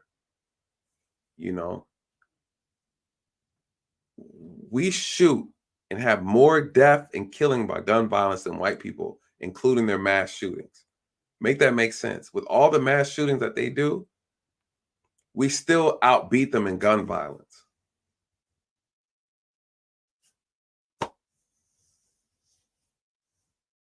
We still outdo them. Make it make sense. Anthony's right. You know, we got to stop acting like we're not seeing these guys on the news doing these executions. Who was it who died recently? They jumped out on them. A chick and two guys jumped out and sprayed a rapper. What was his name? One of these funny name guys. I can't think of his name, but they're on trial now.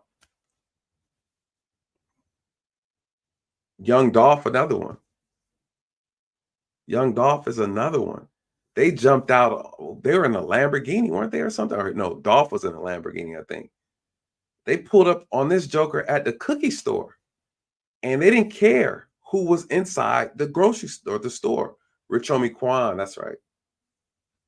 Young Dolph was getting out of his car, getting cookies, and they shot the whole place up. They didn't care who was around or who was going to get hit. When was the last time you heard on the news a bunch of rednecks or some white rappers or white country singers? Because I don't know, chasing and hunting down other artists and assassinating them in broad daylight. When do we ever hear white folks committing or conducting themselves like that? The only time we hear them shooting like that, like you said, is in schools, right? I've never heard of a country get-together, country singing event or a, what do the music do? My folks got a Taylor Swift concert getting shot up. Never. Come on, we got to just be honest. We got to be honest. And they carry guns. When do we ever hear about it? I'm trying to think right now, what white event, white establishment, what white party. Anytime I see white folks fighting, they beat the hell out of each other and then they get arrested and they go about their way. Anytime black folks, majority of the time, I won't say majority, but too often, if we start to fighting, someone's dying. Someone is catching a bullet.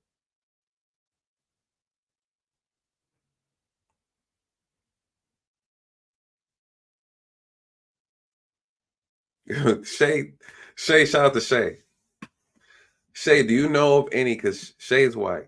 So Shay, do you know of any events that you can think of where there were white people who shot at each other and killed each other out of a disagreement that you can think of? Events, just anything outside of a school shooting.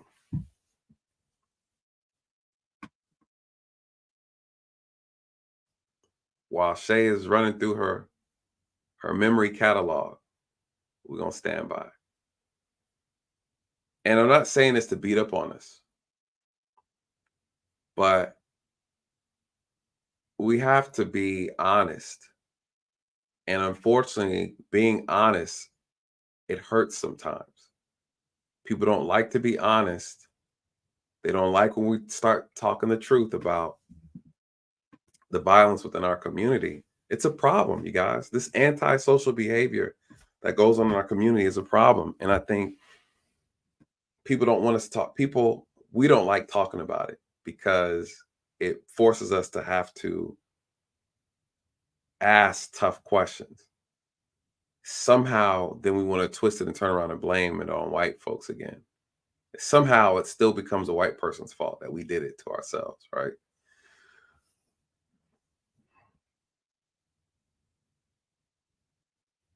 In that situation in Atlanta, when the little girl died, that was because the mayor was pandering to her voting base instead of letting the police do their job. You can't walk around here like you own the place with guns walking up and down the street. We see how that turned out. What does that mean? We let you govern yourself and you fucked it up. We said it's okay for you to govern yourself and you couldn't do it. You couldn't do it, Atlanta. You guys don't know the stuff that was going on. I have friends that work in these cities, you guys. And they called me up and they're telling me what's going on. I said, hey, what's going on? Hey, the police in Atlanta are boycotting. They're not working. Ask anybody from Atlanta during that time, the police weren't working. It was so bad.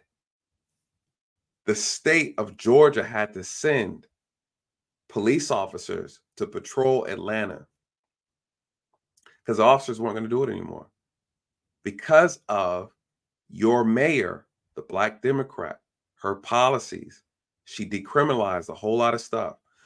These kids started robbing, stealing, breaking into stores because guess what?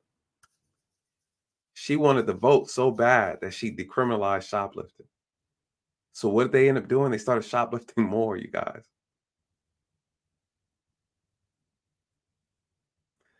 Democrat policies sound good, but they are not good. Democrat policies feel good, but they end up being very unhealthy in the long run. This is the problem. This is the problem. A lot of Democrat policies pander to criminal behavior. Look at California. People say, oh, the crime is down. No, crime is not being reported because the police are told not to do their job. Crime isn't down. Crime is not being reported. It's a big difference. It's a big difference. Shout out to Anthony. Again, shout out to you, brother, with the run back. He says, you need to connect and chop up with Anton. Also chop your segments up so they're easier to share. God bless. No, for sure. Yeah, I need to follow with Anton. I'll hit him up.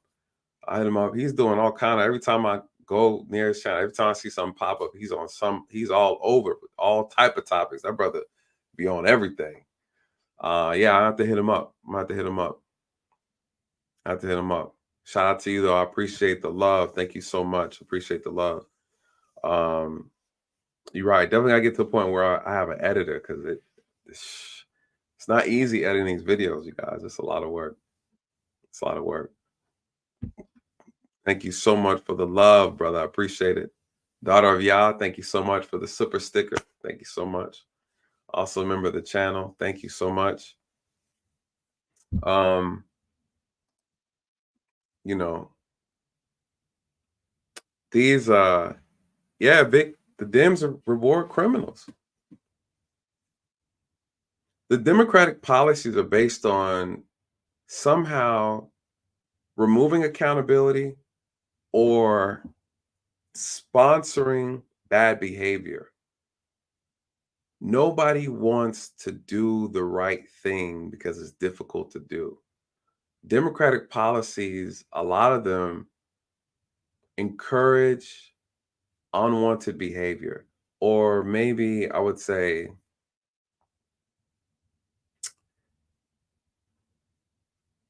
their policies are counterproductive. They're counterproductive. It's like spoiling a child. Democratic policies have everything to do with a lack of accountability. Who wants to be an adult? That shit's not fun. Their policies allow you to be a child. And that's why they get so many people voting for them. You could talk to anybody who's a Democrat. Tell them what your favorite policy is. And majority of times it has something to do with removing a responsibility away, taking away something, a burden that you feel like is a burden that should be a duty and responsibility. A lot of their policies are set up that way. And that's why people gravitate to them, because if you want to be taken care of, if you want life easy, if you don't want to deal with certain responsibilities, vote for me. If you want your college tuition removed, come on now, vote for me. What was Kamala talking about during the debate? I want to give them, the people, American people need $10,000 to go towards their house so they can afford housing. $10,000 afford what house? A shoebox? $10,000 a year. That's car money. $10,000 for housing? When you just sent $6 billion over. Come on, Kamala. But guess what? To the untrained mind, that's free money. Republicans are not giving you no money.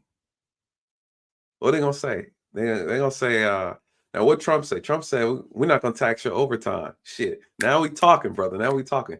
What's Trump saying? You need to go to work. But if you work harder, we ain't going to tax it. What did the Democrats say? We'll pay you to stay home. We'll pay you to stay home. Shit, you got my vote.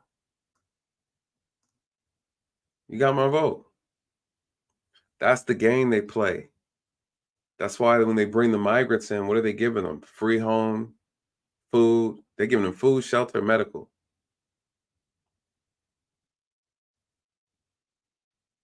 Who you gonna vote for? The person giving you free shit. The person says you don't have to work. That's the game they're playing. Folks are, oh, well, they're doing so much for black folks. No, they're not. They're not doing anything for this country. They're destroying this country, you guys. They're destroying this country, and they're lying about it. That's the worst thing. They're destroying everything, and they're lying about it in the process. Yo, shout out to Vic. Yo, shout out to you, brother. Welcome to the channel, man. I appreciate you, brother. I appreciate you. Welcome to the channel. I got to get you up on here, man. I got to hear your thoughts. You know, next live we do, man, and you're on, jump up on here, man, and give your thoughts. I appreciate that. Everybody, please round of applause for Vic. I don't even got the other equipment. I can't even do a little clap for my man is joining the team. Shout out to you, Vic. I appreciate you, brother. I appreciate you. I think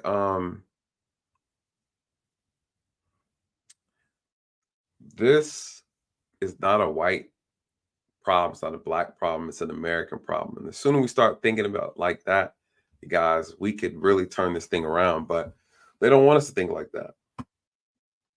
They don't want us to think like that. They definitely want us to be at each other's throats. And it's been like that since the beginning. He so appreciates no did he?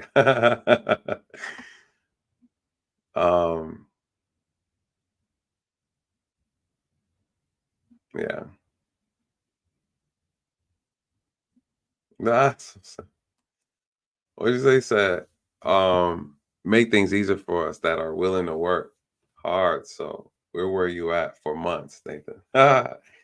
So I've been traveling, and you guys, it's always been my dream to travel, see the world. It's always been my thing. And ever since my accident, I started really contemplating on that a lot more and really focusing on doing the things that makes me happy, like things that I've never had a chance to do. I think we get in life, we get so caught up in working and slaving and doing everything we need to do, paying bills, this, that, and the other, that there are things deep down inside of us that we've always wanted to do or accomplish. It could be anything. And I felt like I was putting things on the back, constantly putting things on the back burner. And I think it wasn't until after my accident that I really started saying, damn, man, I almost died. You know, life is actually really short. So while I'm on this, creeping at the top of this hill, how do I want to see the other half of my life play out? I still want to help people. I still want to do great things. That doesn't change, but I want to put myself first this time. And one of my biggest dreams I've always wanted to accomplish, which I'm in the process of working through now, is traveling and seeing the world. And so I want to go to every continent. It's a big dream of mine. I want to see the 7 wonders of the world. So far, I'm doing pretty good. Hit South America. Africa's on the list. Africa's definitely on the list. Went to China. That didn't work out well. That's a long story. I got a chance to go to Thailand. Thailand was cool. Japan is my dream place. Japan is where I'm at right now. And I love Japan. I love Japan. And so I get an opportunity. I'll be here to the end of the year. Traveling. I want to go to Australia next. I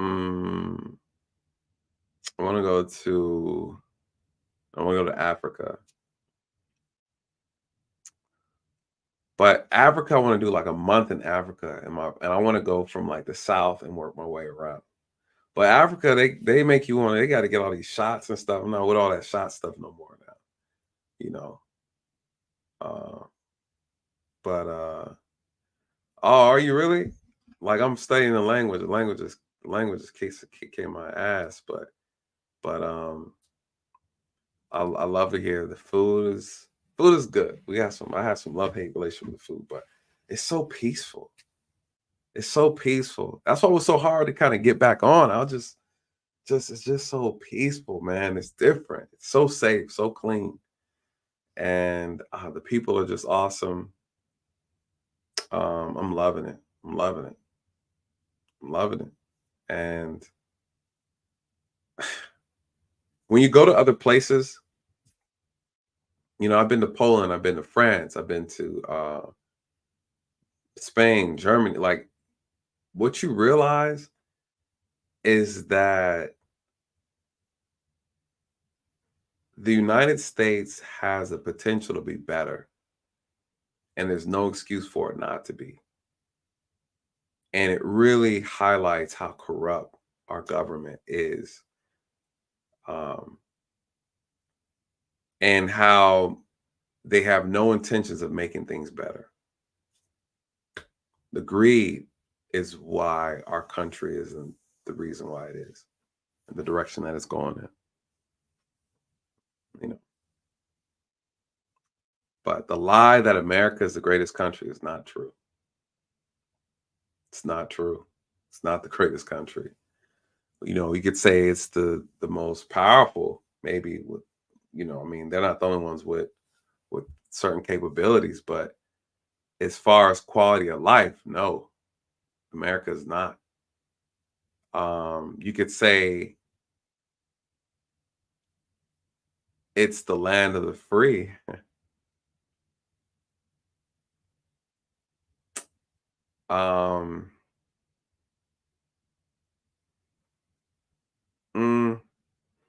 I say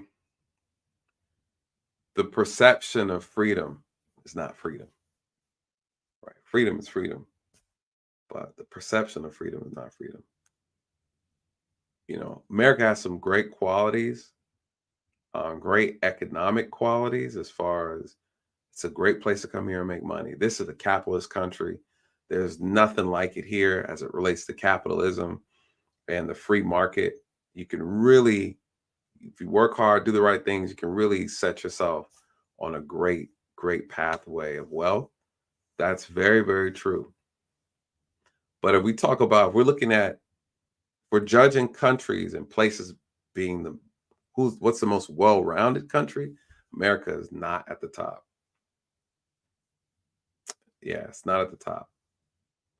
And I think as you get older, more mature, just people just in general, your value of things change, right? You change. You value peace over money.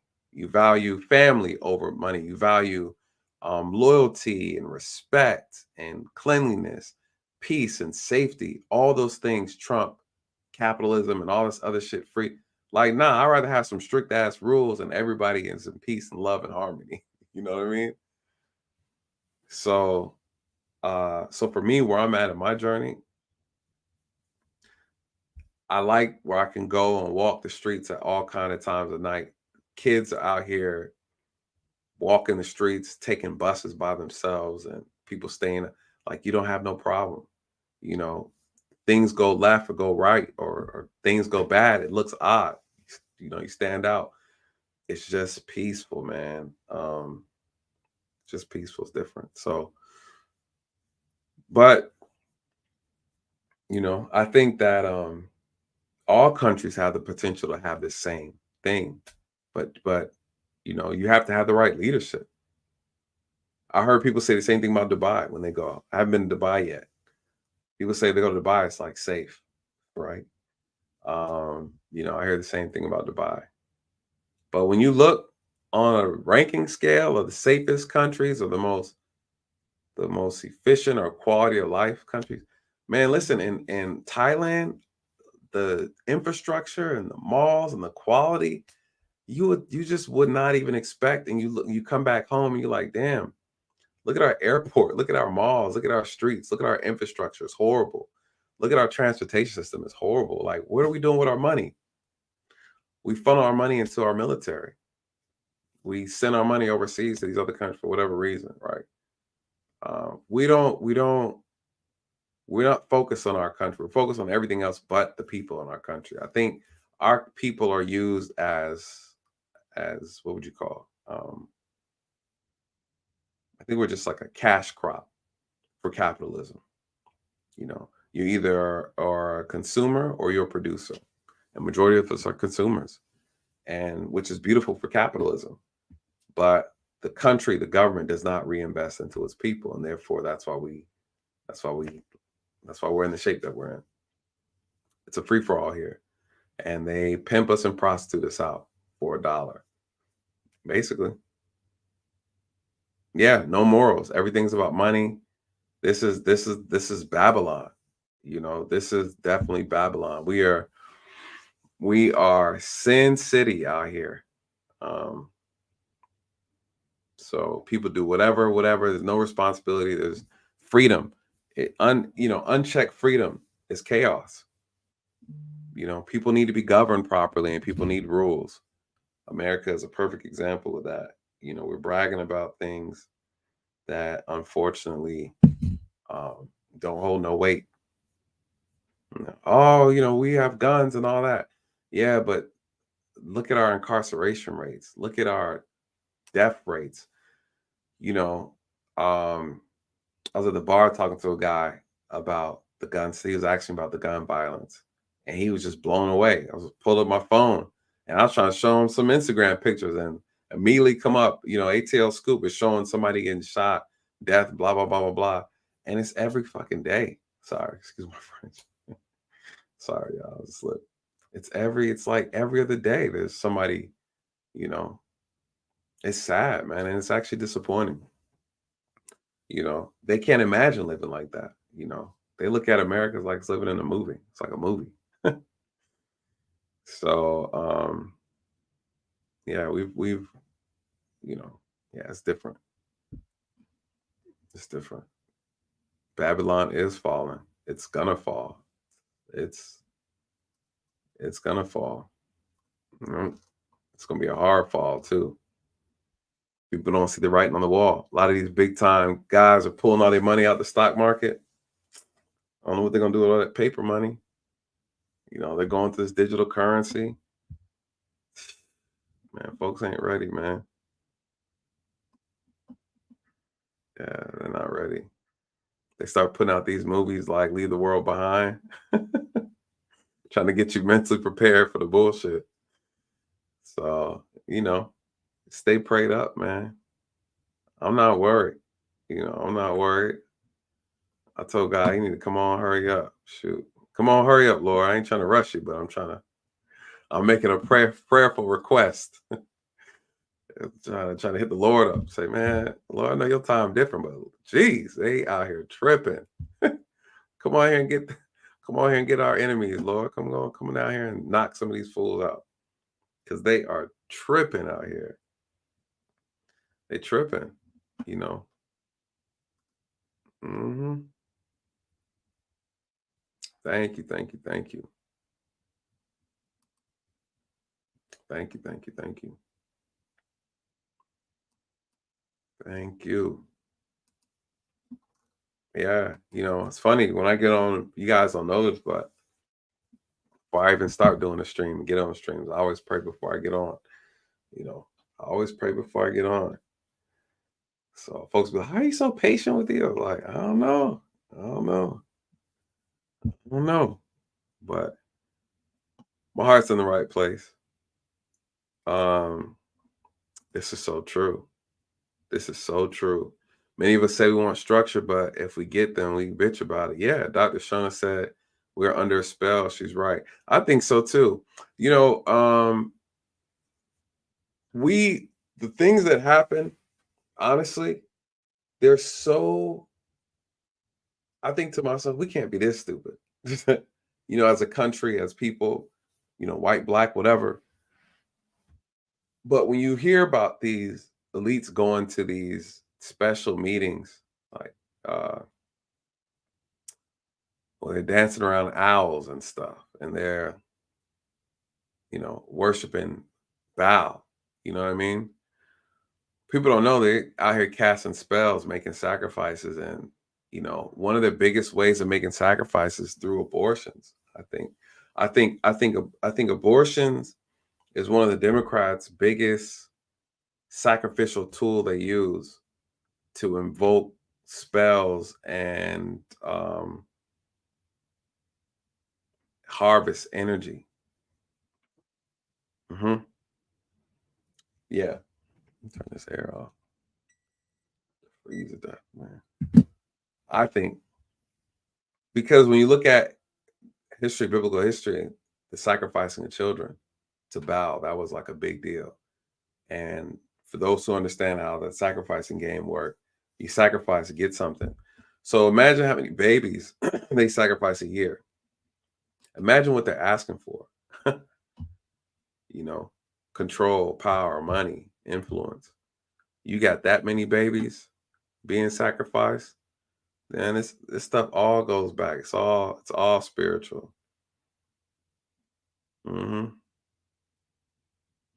That's another thing too. You know, I keep telling myself I'm gonna get out of that habit, but you're absolutely right. We're the only people called by colors in a crayon box. You know, another thing is the power of the words, power of your tongue. You say certain things over and over enough, you speak those things over yourself. You keep calling, I'm black, I'm black, I'm black. Well, the word black means something, right? And our tongue has power, our words have power. So essentially, we're casting these spells over ourselves, calling ourselves these things, calling ourselves thugs, we're calling ourselves, we're tattooing these names on us, we're labeling, like those things become part of our being. And but then you have white people call themselves white. White is a positive color. It means something enlightening. It's bright. It's positive. It's this, it's that. So you're speaking positive over you while other people speaking negative over themselves. So like that's a real thing, you know, and it becomes so ingrained and so conditioned in doing it that oh, this white person. Well, then you're speaking this positive affirmation over them that's probably having an impact on them spiritually that we don't even realize. And then we're calling us black, which is dark, it's void, absent of this, absent of that. And that negative energy that comes from speaking that impacts us in the spirit, I think. So oh, is it Malik? Is Malik the name? Is Malik and Baal the same? Or are they two different? They're two different demons. I can't remember, but you're right. The Canaanites. I think it was Malik, or is Malik, or is Baal Malik's name like later on, or Malik and Baal are two different. So I think you're right. I think it is. I think it is Malik. I remember Malik is the Canaanites. Canaanites were given babies, but is it Malik the bull? Right? Am I tripping? Malik is the bull. I think he was a bull. That was a bull. That was the golden calf that they were always making, if I'm not mistaken. Two different demons. Yeah. I think Baal and Malik are two different demons. So was Baal the bullhead, or was it Malik? I can't remember. But I think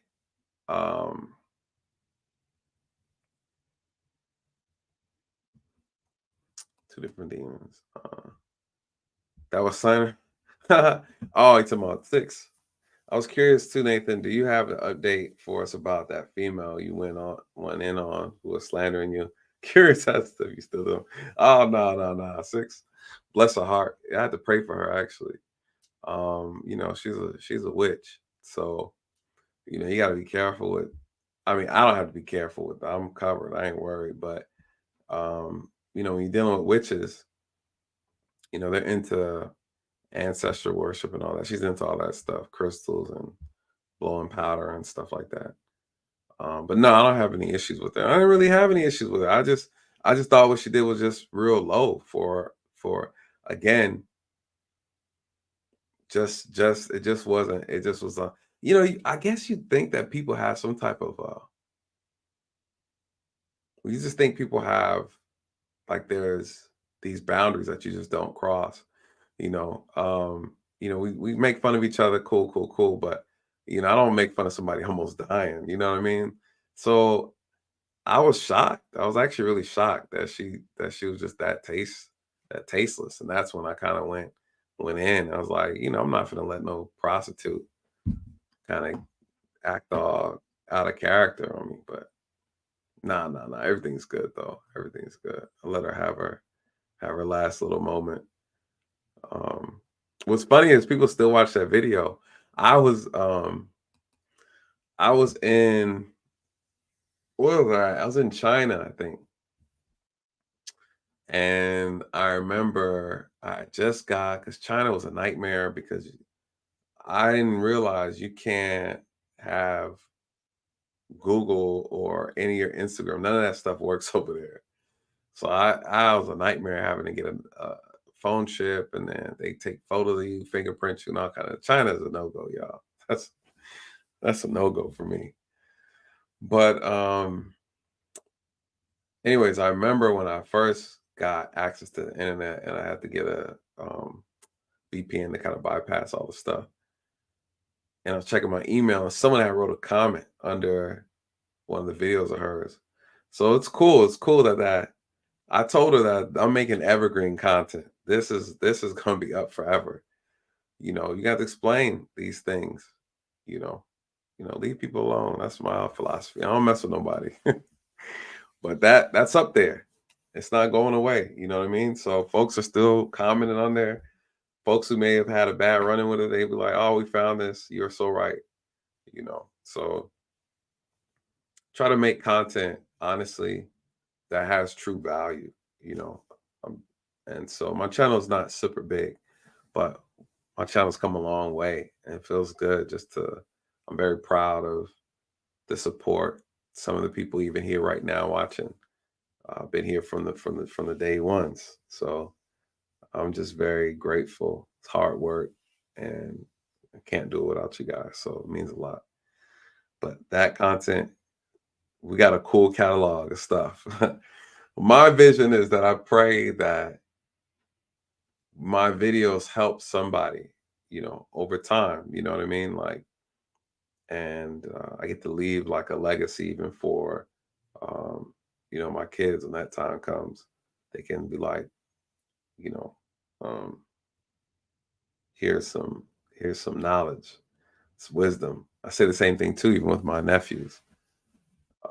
That there's so much information that's been shared through this content. It reminds me of stuff like Fortson, like Kevin Samuels in passing away. Even though his content's, he has a lot of stuff. It's crazy, but he's given some good advice. He passed away, but he still left a legacy catalog of just his interactions. And whether positive or negative, people like it or not, it's a piece of him that's still there. It remains. So I think that's really dope. It's digital. That's kind of like the new age thing. Soon there won't be any books, physical books, right? So kind of look at it like that. Yeah. So I just hope that things that I put together help people. And they do. People reach out and they tell me. So it's cool to be able to have that impact. So when I make content, I try my best to put together things that I feel very confident about sharing, and especially those that are related to like law enforcement or race relation. I really want our race relationships to get better. I think we just have like the wrong mentality, you know. So, but yes. Yeah. All right, y'all. Any final thoughts? Anybody before we head out? What time is it there? Anyways, it's 10:30 at night. Okay. Let me see. What's final update? Any update with Trump? Any update with Trump?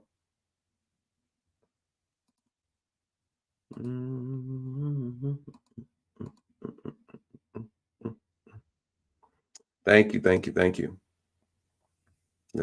When's the last time you've been to Japan? I didn't know you were half Japanese. That's pretty dope. Can you speak the language? I need a language buddy. I need to practice. My Japanese is getting better though, which I'm really cool. He said it's called the I didn't know that. Yeah, they call it the Great Firewall of China. Man, that thing is no joke. That thing is you can't get nothing. Netflix, no Google, no nada. No nada. Yeah, it's funny. Yeah, man. 2 hours, 30 minutes. We did good. We're gonna shut it down. We did good. Because that's one of my told myself I'm gonna do better about making these live streams. Some of these live streams on here, y'all see like 6 hours long. But we have a good time though. We have a good time. But I like this. So the plan moving forward is maybe at the end of a month, we do like a recap, give people an opportunity to discuss maybe things that they may have missed. Shout out to Daughter of Yah. Yeah. I was looking into the case more to see what the updates on that. I did see a second video. And, matter of fact, let me touch on this though, because I think, I have her picture up. In the screen. I haven't spoken on her yet. So Sonya Massey, as we're talking about spiritual warfare, I think this is a good way to end this segment with her. I watched the video, and you guys, I've had experiences working. When you do this job, I'm telling you, you come across so many people. I've come across witches, warlocks, people who do voodoo, Santeria, and I've had people who were victims of a crime, and they are telling me to give me the person's name. It's like I'm gonna put a curse on them. And and I was like, man, just give it a second. She's like, I just need to see their face. Had a lady tell me that. Arrested some kids because they broke into her car in front of her job. And sure enough, she said, I just need to see their face so I can curse them. I was like, well, ma'am, unfortunately, they're minors, so I can't let you see them. I have to make something up. But you guys, they're out here, man. They're out here. And I said in my previous video about the YSL case where, they ran up on one of the dudes they were arresting in Atlanta while he was in the middle of sacrificing a damn goat on a pentagram or something.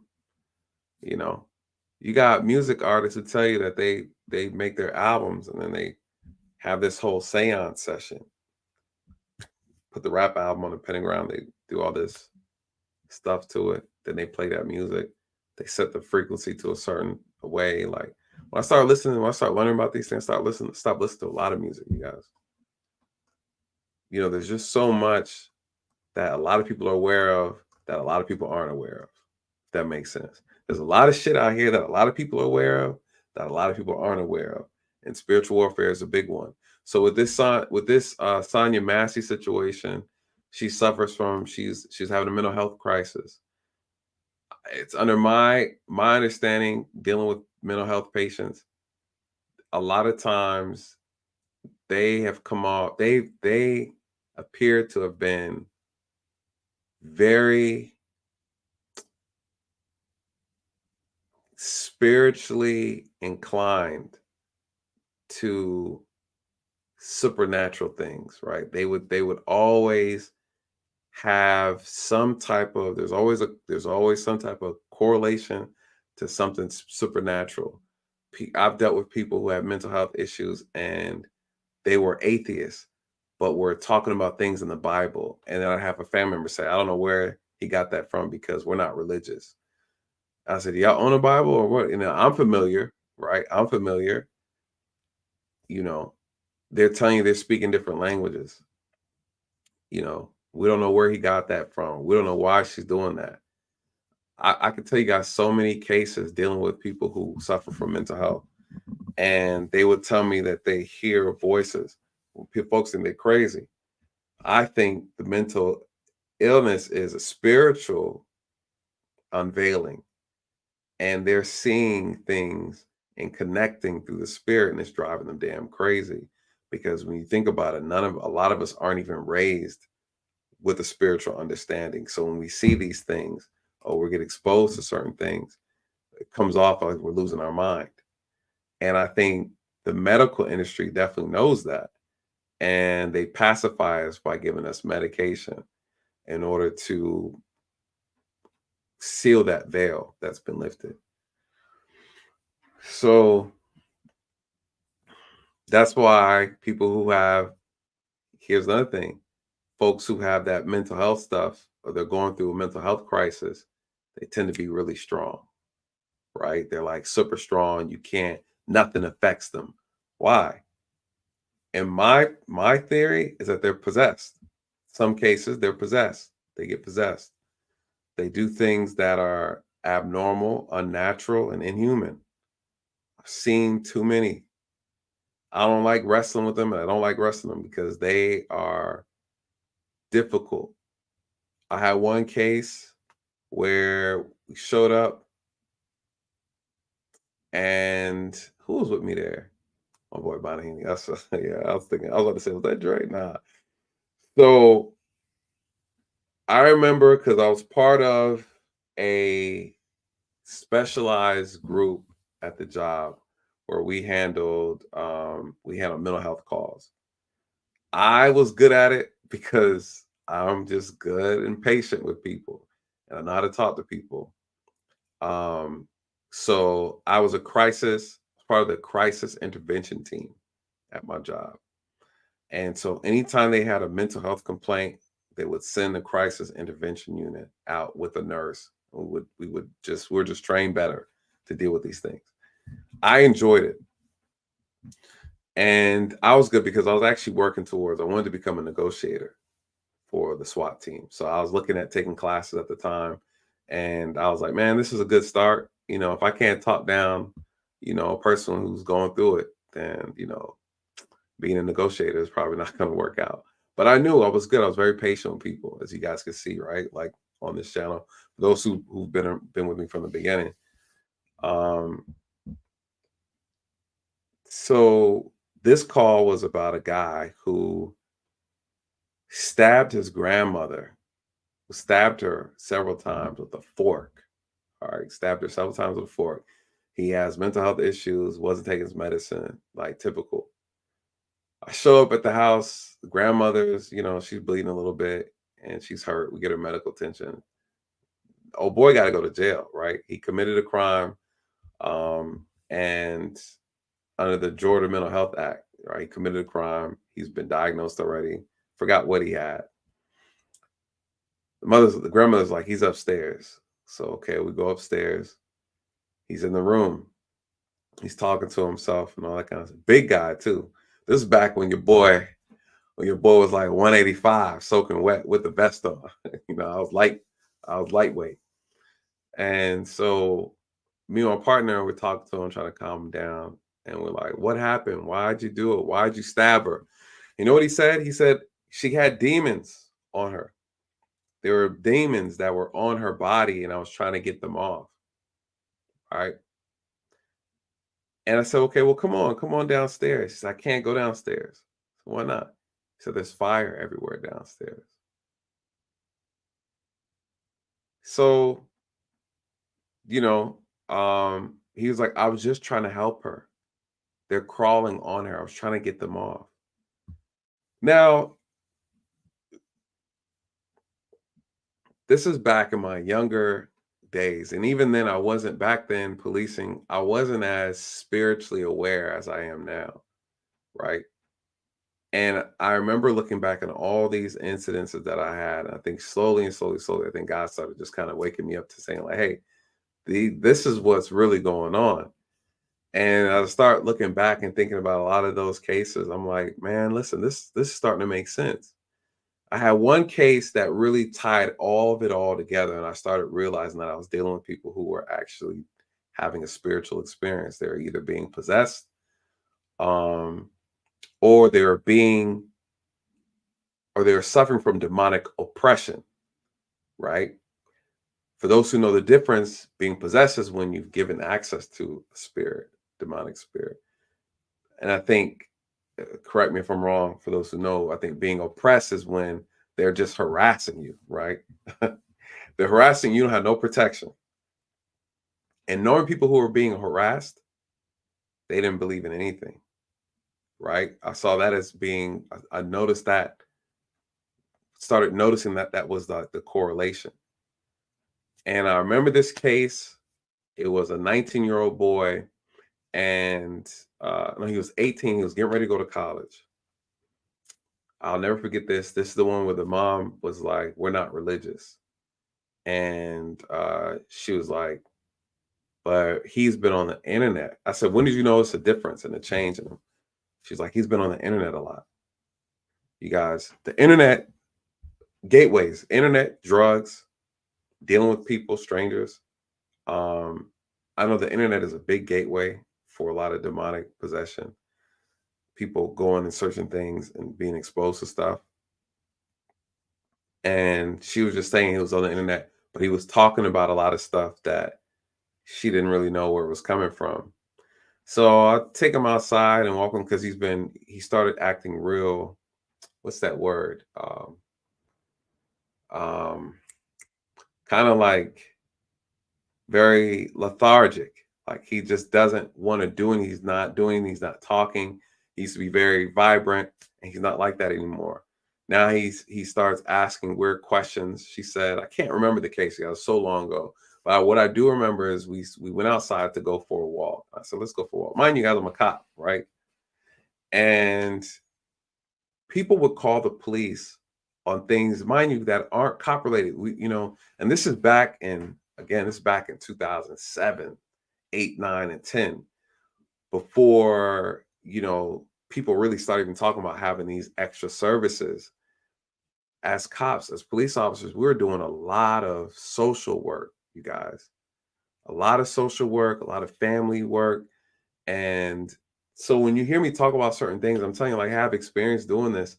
It's because people would call the police on everything, and it's not always criminal. People just don't know who to turn to.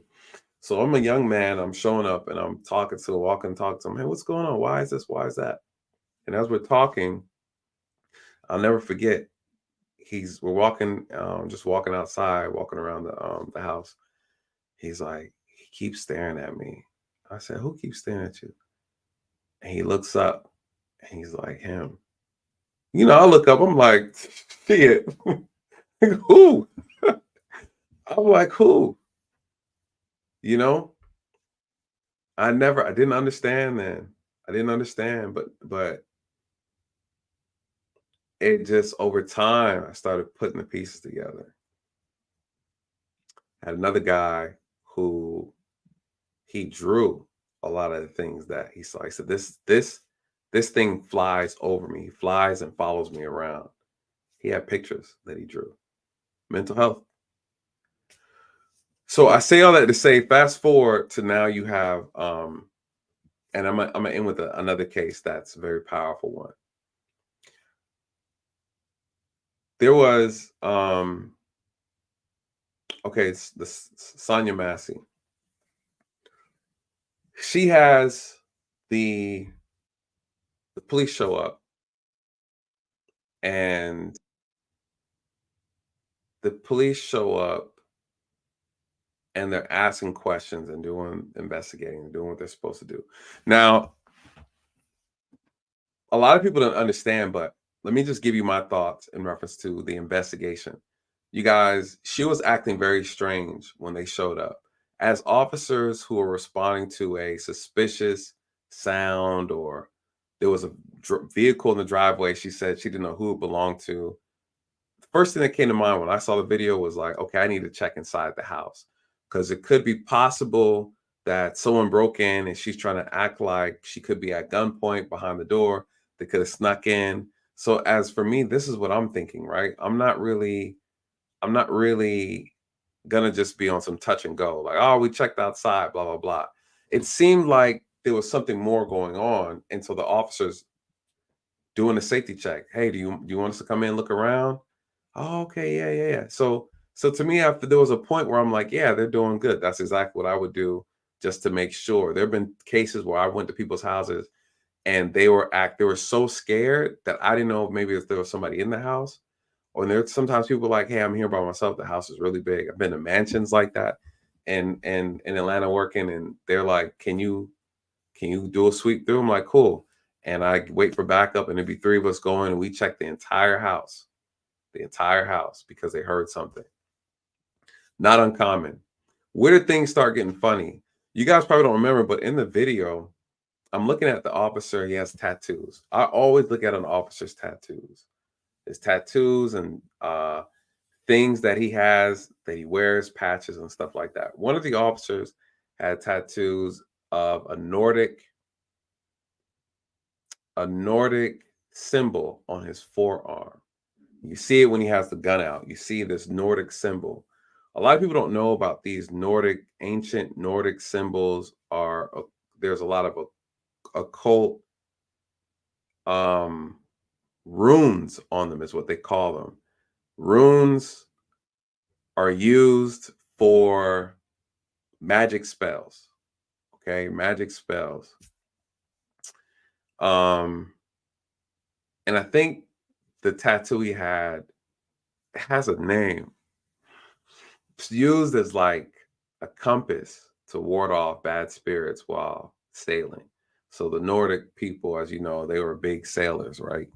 And so I looked at that. Then I looked at the behavior of the officer who actually fired the shot. And one of the things that stood out to me was that he reached for his gun before there was any real threat. And all of a sudden, there was a moment of seriousness between 2 of them, Sonya and the officer, almost like there was a standoff, right? And I thought it was so interesting because it was like it happened within a second. And then she said it, I rebuke you, right? I rebuke you in the name of Jesus.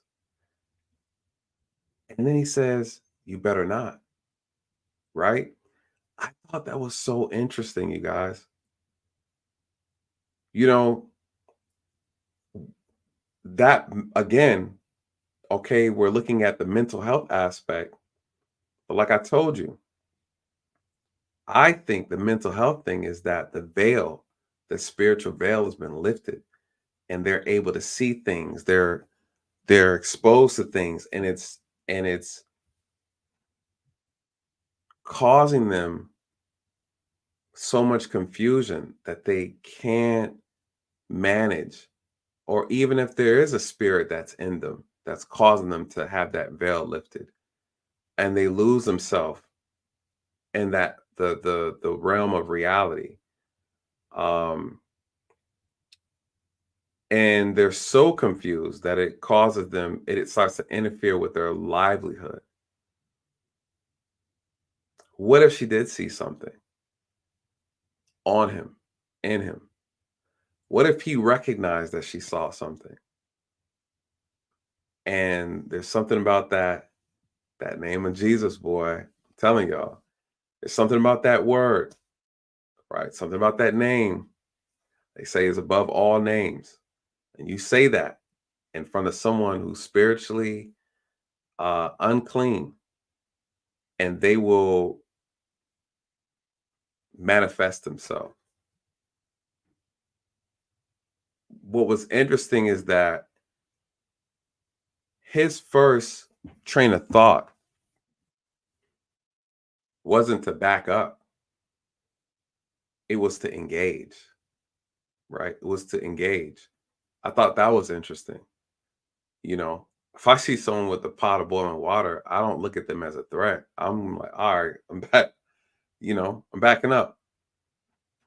Both of them had their guns out. I thought that was so weird. I thought it was weird. I'm not going to let nobody throw no hot water on me, but at the same time, I'm not going to sit there and let hot water be thrown on me either. In my mind, pulling my gun out would not have been the first thought.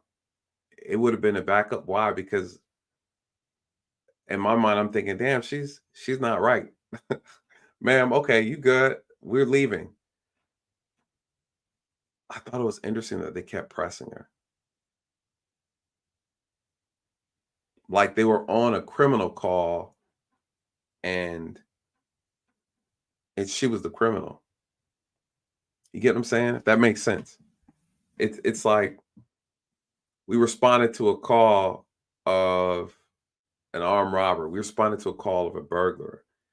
And the burglar is not cooperative. The suspect is not cooperating. She's not a suspect of anything. You came there to help her. Why would drawing your gun when she didn't have a weapon be your first thought of action? You know, ma'am, put that pot down. I'm backing up, ma'am. Please put that pot down. It is not that. I was like, look, you're good. We're leaving. You know, I rebuke you in the name of Jesus. I rebuke you in the name of Jesus. He said, you better not. You better not. Well, better not what? Who? What were you talking about? You know, what do you mean you better not? Better not what? Rebuke? You know, people say she didn't throw the pot. When I looked at the video, the pot left her hand. I can't recall if at what point in time, but regardless, it's irrelevant. She wasn't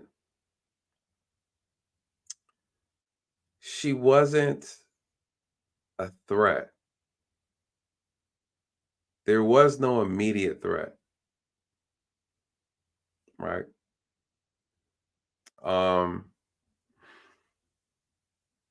And so there was no crime. So when it comes to shooting and using deadly force, you guys, the rule of thumb is you have to have the ability, the opportunity, and the jeopardy. You have to have the ability to carry out great bodily harm or death against the officer. Great bodily harm, yes. Hot water, one could argue great bodily harm.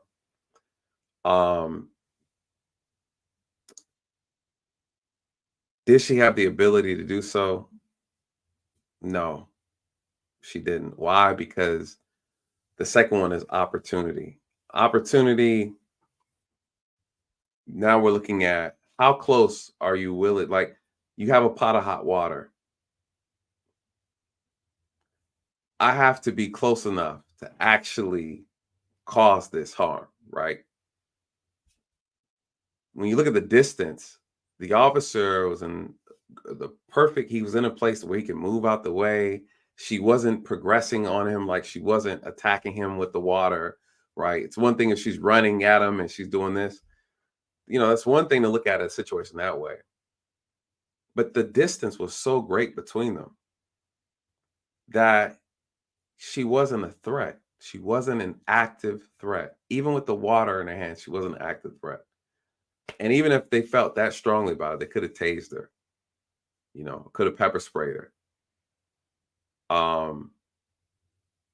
Then you have jeopardy. Jeopardy means, are you in imminent danger of receiving great bodily harm or death You got to be in imminent danger. An officer has to be in imminent danger to use deadly force. The question is, were they in imminent danger? No. And were they investigating a crime? No. And they knew that they're dealing with someone who had mental health issues. Did they do anything to try and de-escalate the situation? No. What they do, they grabbed their weapons and drew their weapons. You better not. Instead of saying, ma'am, it's okay. It's okay. Are you okay? It's okay. Just put the pot down. It's okay. And start backing up. Because now your presence is making that person feel threatened. Oh, man, I'm sorry. It's okay. It's okay. You don't have to. But what they do, he agitated the situation. Which to me, who influenced you to be an agitator? What inside you inspired and motivated you to be an agitator in that moment? You guys, this is how spirits work, right? This is how spirits work. You know, we don't wrestle with flesh and blood, right? Spirits influence us spiritually in order to get a reaction out of us physically.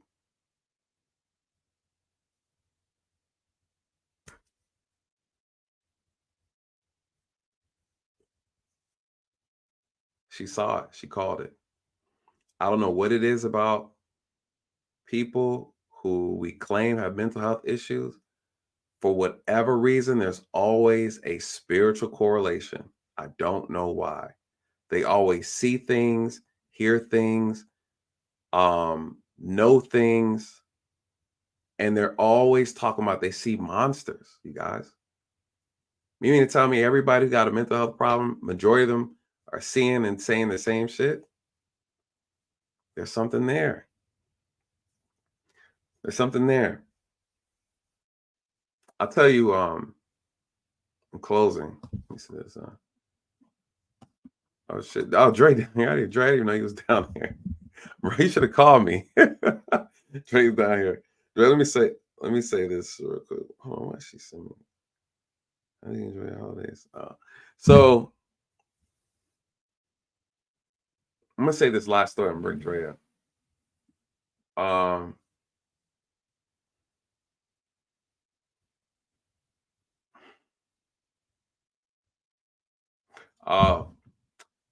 It's a good question. Is it true police aren't to use tasers when water's involved? Yes. Yes. In cases where, in this case, no, I would use a taser on her if she was approaching. I honestly wouldn't feel threatened by boiling water though. I would feel confident enough to be able to move the hell out the way, right? It's almost like during that R. Kelly trial, they were talking about some, what was it? Boondocks. And he was like, anyway, listen to this stuff. That's so funny. Talking about the little girl who got peed on. He was like, why didn't she move out the way? But the thing with the taser is that a lot of times you're not supposed to use it when someone is around large bodies of water, right? Like, so say you're dealing with somebody and there's a swimming pool and you're dealing with them and you're trying to get them to comply. You don't want to tase them near the water because they lock up and they can't use their body. They fall over in the pool, they'll drown, right? The likelihood they'll drown can be pretty high. They could fall, hit their head, roll into the water, drown, right? So you can't do it that way. If you're dealing with them and there's like puddles and things like that, you don't want to hit them and they fall on their face and then they take that water in and die, right? Same thing, like we're not supposed to shoot people with a taser if they're climbing over objects because they lock up, their muscles lock up and they fall and hurt themselves. They can't defend themselves. I mean, they can't protect themselves. So her holding pot, I would tase her. She would drop it. Now the pot of hot water would definitely hit her, probably fall on her, burn herself. You know, that could be a potential lawsuit, but she'd be alive, you know. But so to your point, yes. And then I want to bring Dre up. He might have some additional to add to that. But lastly, my last department, I'll never forget this, you guys, and this is crazy. We got a call about a woman at Walmart who was yelling, cursing, screaming inside Walmart. The people inside Walmart said they knew her and were familiar with her and didn't understand why she was acting the way she was acting. So I was driving by near. I was on my way getting off. I was like, I'll take a look at it because everybody's busy. I'll go by and take it. I was on my way home. Never forget, I pull in looking for the lady. They said she's in the parking lot cursing and saying weird things to people. All right. I'm driving around looking for her, can't find her. The guy flies me down. Hey, there she is. I see her walking down like kind of like a. So it's Walmart, and you know how Walmart has all the little businesses next to it. So she's walking down that little sidewalk in front of some businesses. I get out the car, stop and talk to her. Hey, ma'am, how are you doing, ma'am? Is everything okay? She turns around, she looks at me, and she starts making grunting noises. I'm like, man, are you okay? Now, mind you, I don't think nothing of nothing. I don't think nothing of nothing. And she's making these weird sounds, and then she starts cursing. Fuck. And, you know, she's doing this. She's grabbing her hands, and, you know, she's just making these weird body movements. I look down. There's probably like 50 roaches just scattering all around the walkway around her. And it's just odd. I'm just like, God damn, where all these roaches come from? This doesn't seem like it's just a bunch of roaches in the daytime on the sidewalk. I don't know. And she's grunting and she's snatching her head. I said, man, are you okay? What's your name? She's like, I'm okay. She's like, I'm okay. I said, what's your name, man? Is everything all right? What the hell? And in my mind, I'm like, okay, this looks like, you know. I said, man, do you know what today's day is? She's like, you know, she's doing this. So, mom, it's a drug, it's a this, whatever. The ambulance shows up because, again, we think that this is a mental health crisis. And one of the Walmart employees who knows her, sees her all the time, come in to buy stuff. They're like, she's comes in here, she's always fine. There's nothing issues. We don't know what's wrong with her. She's doing this, doing that, cursing, grunting at people. You know, she's attacking people in the parking lot. Ma'am, do you have any ID? You know, you have any idea? What's your name? The fire truck shows up. The guy gets out. They start asking her questions to see if she's mentally capable of kind of like managing on her own, you know. And they're like, who's the president? You know, what's today's date? You know, where are you headed to? And she's like, I'm okay. I'm okay. So, you know, doing all that. Okay. My supervisor shows up. Is everything good? I was like, yeah, she's cool. They checking her, making sure she's straight. A lady pulls up, parks. She gets out the car. Pretty little young lady, too. She walks up, she said, officer, is everything okay? I said, yeah. She said, can I speak to you for a second? I said, yeah, what's up? So I walk over to the lady, the firefighter dealing with the lady over on the sidewalk. So I walk over to the lady. She said, hey, is everything okay with her? I said, yeah. She was like, is it okay if I pray for her? I was like, you know, me, I'm Christian. So I'm like, yeah, sure. So she starts praying for her, right? She sticks her hand out. I go back over to the lady just to kind of just see everything. She sticks her hands out and she's doing this. And she just starts mumbling from a distance now, right? And I look at it and I was like, okay, do your thing, sis. So my supervisor comes over to me. He's like, what is she doing? Like, he's like, what is she doing? I said, oh, she's praying for her. And he was like, for what? He was like, for what? So then I start hearing the lady who's praying. She starts speaking in tongues, right? She starts speaking in tongues. So then something in me was like, you need to go and pray with her. So I go over there and then I start praying with her. You know, I start saying my own little thing. I never spoke in tongues. I don't know how to do it, but you know, start doing my little thing. And maybe, I kid you not, maybe 5, maybe 10 minutes later, 10 minutes later, the lady, she snaps out of it. She's like, ah. And like, ma'am, are you okay? She's like, oh yeah, I'm so sorry. I'm so sorry, you guys. They're like, we're just making sure you're straight. She said, I am. I'm so sorry. I'm so sorry. He's like, are you okay? Do you feel this? She's like, yeah. And she's like, I'm just gonna go home. And she just start walking normal, no grunting sounds, no cursing, you know, no odd speech coming out her mouth. And she just walked. She left and started walking. And I'm like, what the hell? I go back and talk to the lady who was praying, had her arms out. I said, what? I said, what made you want to start praying for her? You know what she told me? You guys listen. She said, I was on my way home. I was on my way home. She said, but God spoke to me. She said, God spoke to me and told me that I need to go to Walmart. She said, I was driving by. Mind you, Walmart it sits low. You can't see it. So it's not like she could see the police cars down there or anything like that. You have to make a right turn, go down a hill, make a left turn, and boom, we're there. She said she was driving by. She said God spoke to her and told her she needs to go to Walmart, go into the Walmart parking lot. She said when she drove down there, she said, oh my God, I'm on my way home. You know, I'm trying to get home. She said, boom, something told her, right? God spoke to her, said she need to go to the parking lot.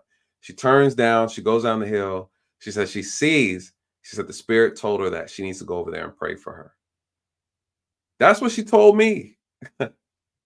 She parked right across from where I was at, and she got out her car and walked over to where she saw about 4 police officers dealing with this lady who is unable to function. She wasn't functioning properly. She wasn't functioning naturally. They're trying to ascertain whether or not they're gonna manually or take her against her will to the hospital because the way she was acting. This woman shows up, she reaches her hand out, she starts praying, she starts speaking in tongues. Lady snaps out of it. Right. I mean, I added my couple prayers too.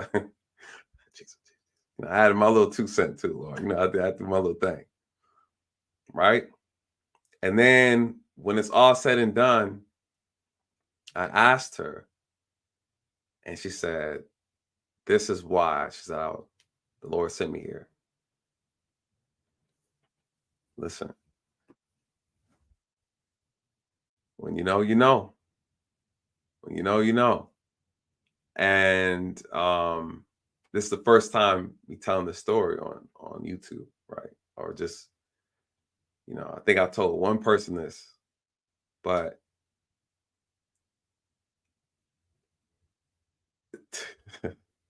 I'm just saying, you know, the stuff is real. You know, I have my own, and the roach is gone. Matter of fact, thank you, Corey, about that. Roach is gone. The roaches are gone. And I made reference to that because they were gone. And that's how I knew it was something demonic. And I don't know, that's why I don't like roaches. I see too many roaches, I'm thinking a spirit is walking around this motherfucker somewhere. They were all gathering like Beetlejuice. For those who know Beetlejuice, that motherfucker always had roaches around. And, you know, we start thinking about these old shows and cartoons we used to watch, and there was so much spiritual demonic references to them now that I'm thinking about it. But there were roaches. There were too many roaches. There were abnormal amount of roaches around her. and they weren't moving away when you were. Roaches don't stay. Roaches aren't really hanging out around you when you stepping around and shit. They go about their business. Like these roaches were domesticated, right? Like they were like, this is our area. We here. We're outside on the sidewalk. They had the canopy. Walmart's next door, and there's like 5 other businesses. And she's walking along the sidewalk over the canopy, and you have some of the pillars that hold up the little thing. And the roaches were just all up on the wall and shit, just crawling all on the ground, all on the floor. Like they like someone picked up a box and it was a roach family under there. And they were just all just dangling around and shit. Okay, that's what I'm saying. There were just too many. It was abnormal for it to be out. Normally you see roaches like that, they still don't stay around. You don't really see a bunch of a horde of roaches just hanging out like that. That's not normal. You know, that's not normal. And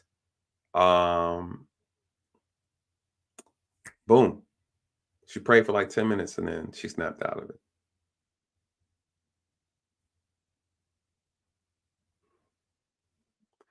And I've had my own spiritual experiences and stuff dealing with things, and it wasn't until after my accident, you guys, that I started putting all these pieces together.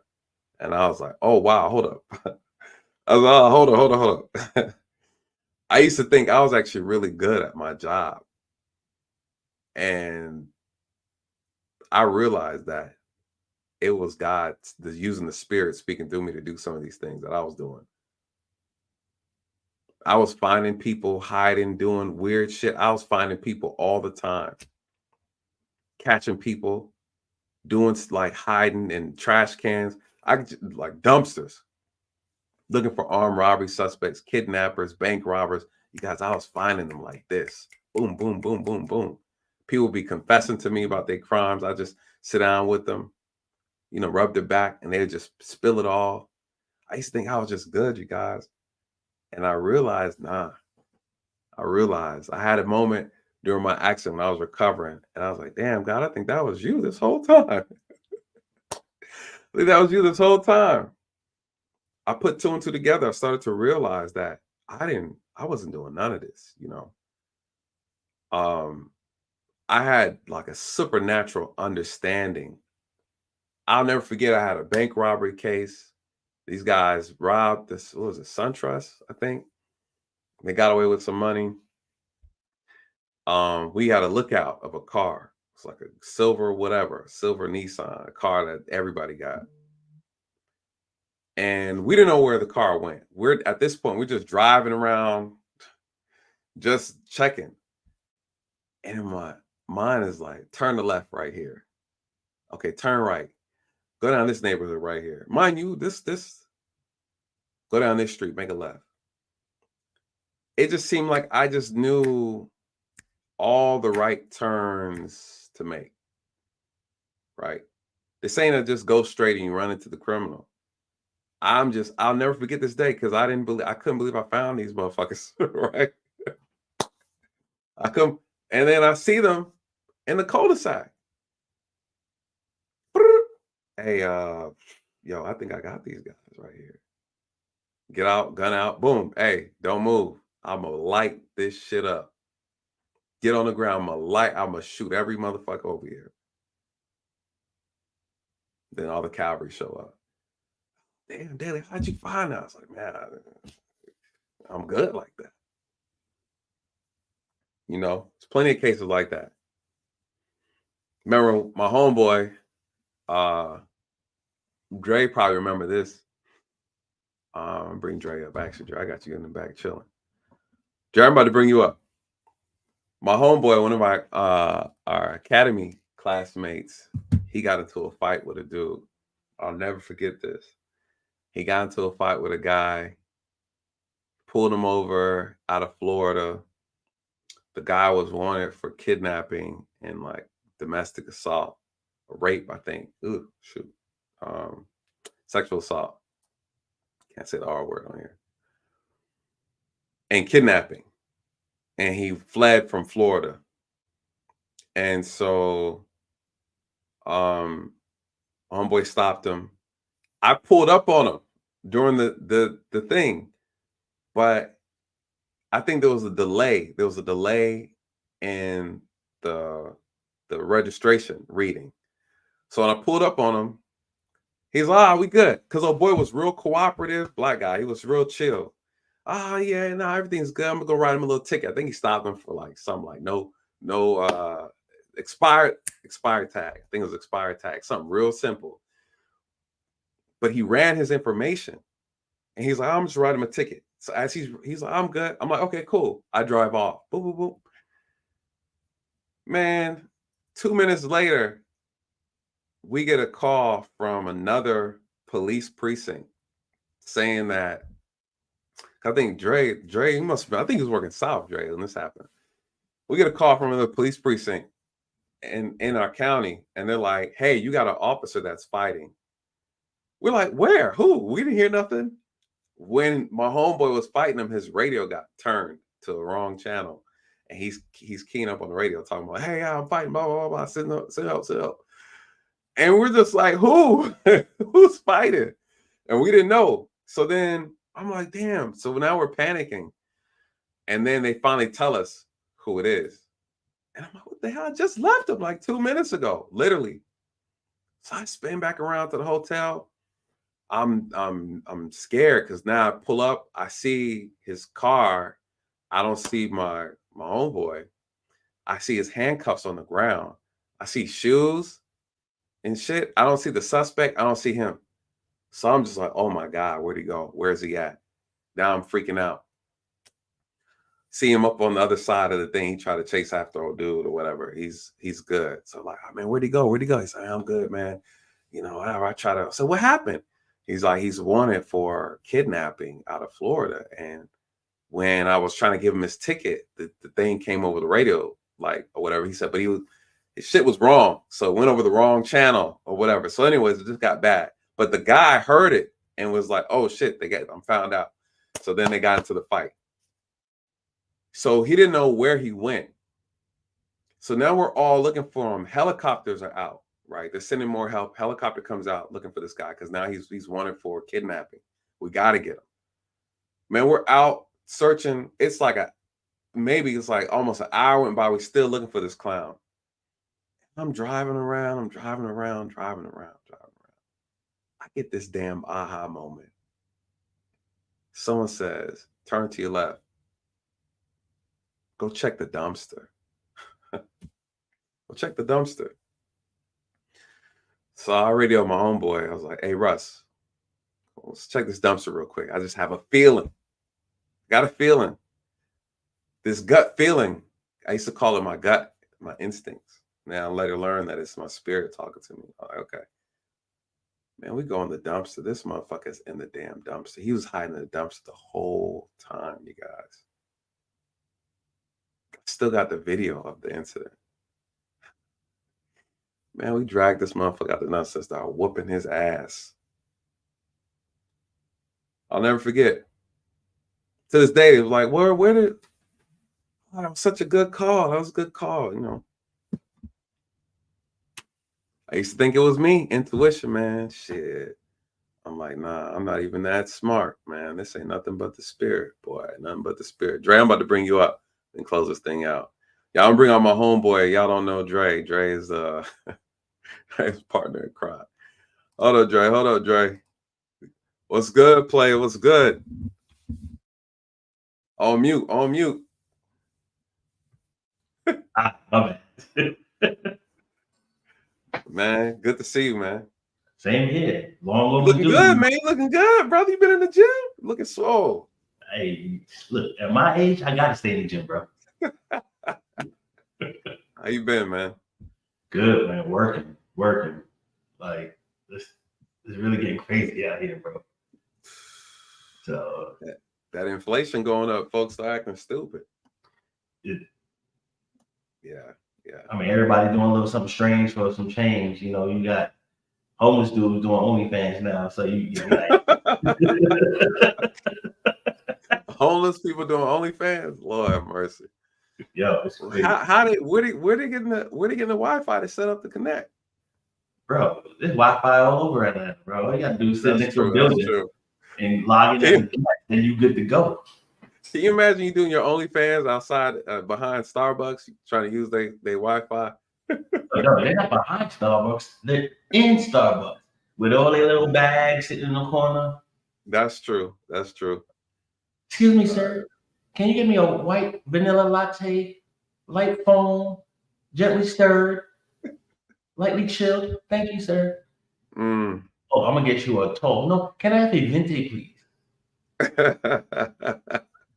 Or like, damn, can I live?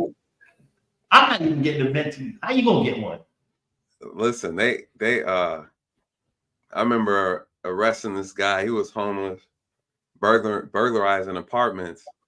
And when I stopped him, searching him, he had condoms in his pocket. And I'm thinking to myself, who are you? Who are you fucking? You ain't got no house. Man, they be taking me in. I said, see? See, these brothers don't having nothing. They still be getting play out here, man. I had to look at him and say, bro, I don't even be getting none out here. And I got all my shit. Bro, so these homeless brothers out here winning, man. Yeah, because look, I remember I used to pose when we was in academy, like, look, what would you rather be? Rich and in debt or poor and debt free? These cats are poor and debt free. Now, poor and debt free. They pay taxes. They out here on the system. You know, they're doing good. You know, you can't. Not saying that. Yeah, I love the life I live. I love, you know what I'm saying. My spot. Yeah, there you go, big homosexuals all day. You know, sleeping on another chick's couch. Like, look, I'm a little down on my time. You know, I don't want to cramp your style. You know, I come in. You know, hit the back of the box once or twice because you know, your dude ain't acting right. Just let me shower. So you know what I'm saying. Shower and go home. Shower, hit the road. Whatever you need to fix, I'll go. You know, when you ain't here, I'll go out in the streets and do what I do. You know, I got a government phone. You know what I'm saying? I got my little Obama phone. Hit me up with, you know, you need your oil change. Boy, these boys out here giving out spinal taps, man. They out here it's crazy. I'm not gonna lie. I was a straight hater that day when I pulled them up and I said, bro, how are you homeless? And that was, you know, people don't understand. I ain't gonna get all too subject, but we don't really, as men, you gotta really put in work. You know, you gotta really put in work. So you see a homeless guy out here walking around with condoms, you be like, bro, what are you doing? What are you doing? But yeah, man, what you think about I know it's a lot topics covered, but I could talk on the shooting. I thought that was BS. That shooting was BS because talking about the Massey shooting. Yeah, the Massey shooting was BS because, you know, on your channel we talk about space. With space, you have the ability to make decisions. I talked about Tamir Rice. Tamir Rice was shot because there was no space and he reacted back on the lack of space and made a quick decision. If that officer was driving and pulled up further, he wouldn't have had to shoot. He would be able to get out of his car, make verbal commands, take a defensive position just in case he was armed. This case here, you got a whole island in front of you. You have a whole counter right in front of you. Now, unless you know, and I put it in the chat, like he panicked. Oh man, she know I got demons in me. She know I don't believe in Jesus. So I have to do that because even if you listen to the way he explained to his supervisor, you can tell like, she gonna rebuke me in the name of Jesus. Yeah, because you're evil, bro. Yeah.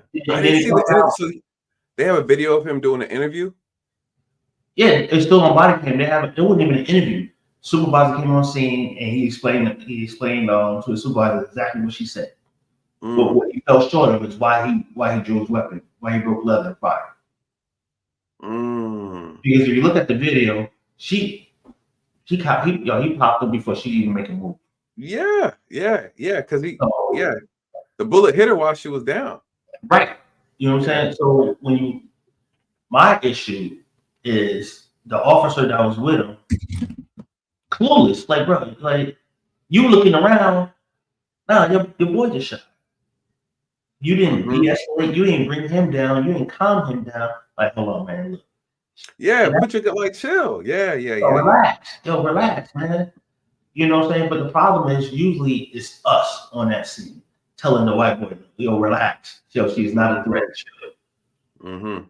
You know what I'm saying? And because I think what it is the cultural difference. You know, everyone talking about racist, but it's more or less racially insensitive. They're not into our culture. You know, that like if you have no interaction with black folks other than what you see on TV, you automatically think we're animals. But then you always, you know, you work with black officers and you're like, well, I already know you're not like them, but bro, you don't know nothing about me or where I come from. So don't, you know, associate me with the things you see out on the road. So that whole case there's like no justification at all. None. So I mean, then you got Ben Crump. I'm like, I wish these families would find another attorney to set up there represent them instead of Ben Crump. I wish. I wonder how he manages to get to them so quick. Now, I don't I got to go back and look at that conversation he had with to me, obviously that's murder and they charge him with that. It brings up the other issue about negative retention. When you have an officer who has demonstrated that they can't do the job properly, they're a liability, and he proved himself to be a liability. One would argue that if you would have let him go when you should have let him go, obviously this would have never happened. But looking back at the shooting, he felt threatened. And as from someone who works in the DA's office, you being an investigator, at any point in time, can a person constitute a pot of boiling water as a lethal weapon? No.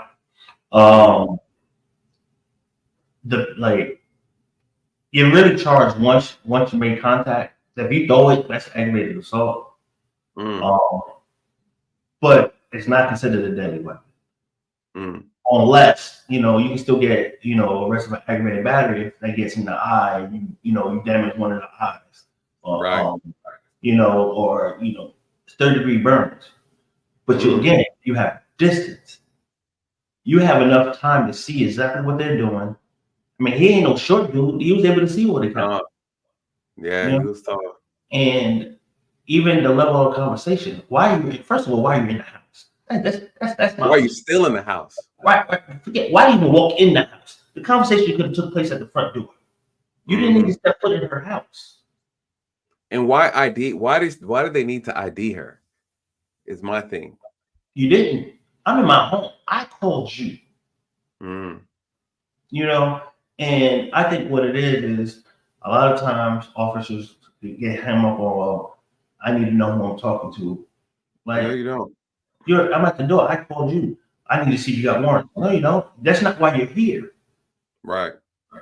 You know, you're here because I told you I see something strange going on. You're not here to figure out if I have warrants or not. If you want to know what's going on in my house, you can run a history. You can run a cat history on my house and see how often officers come in.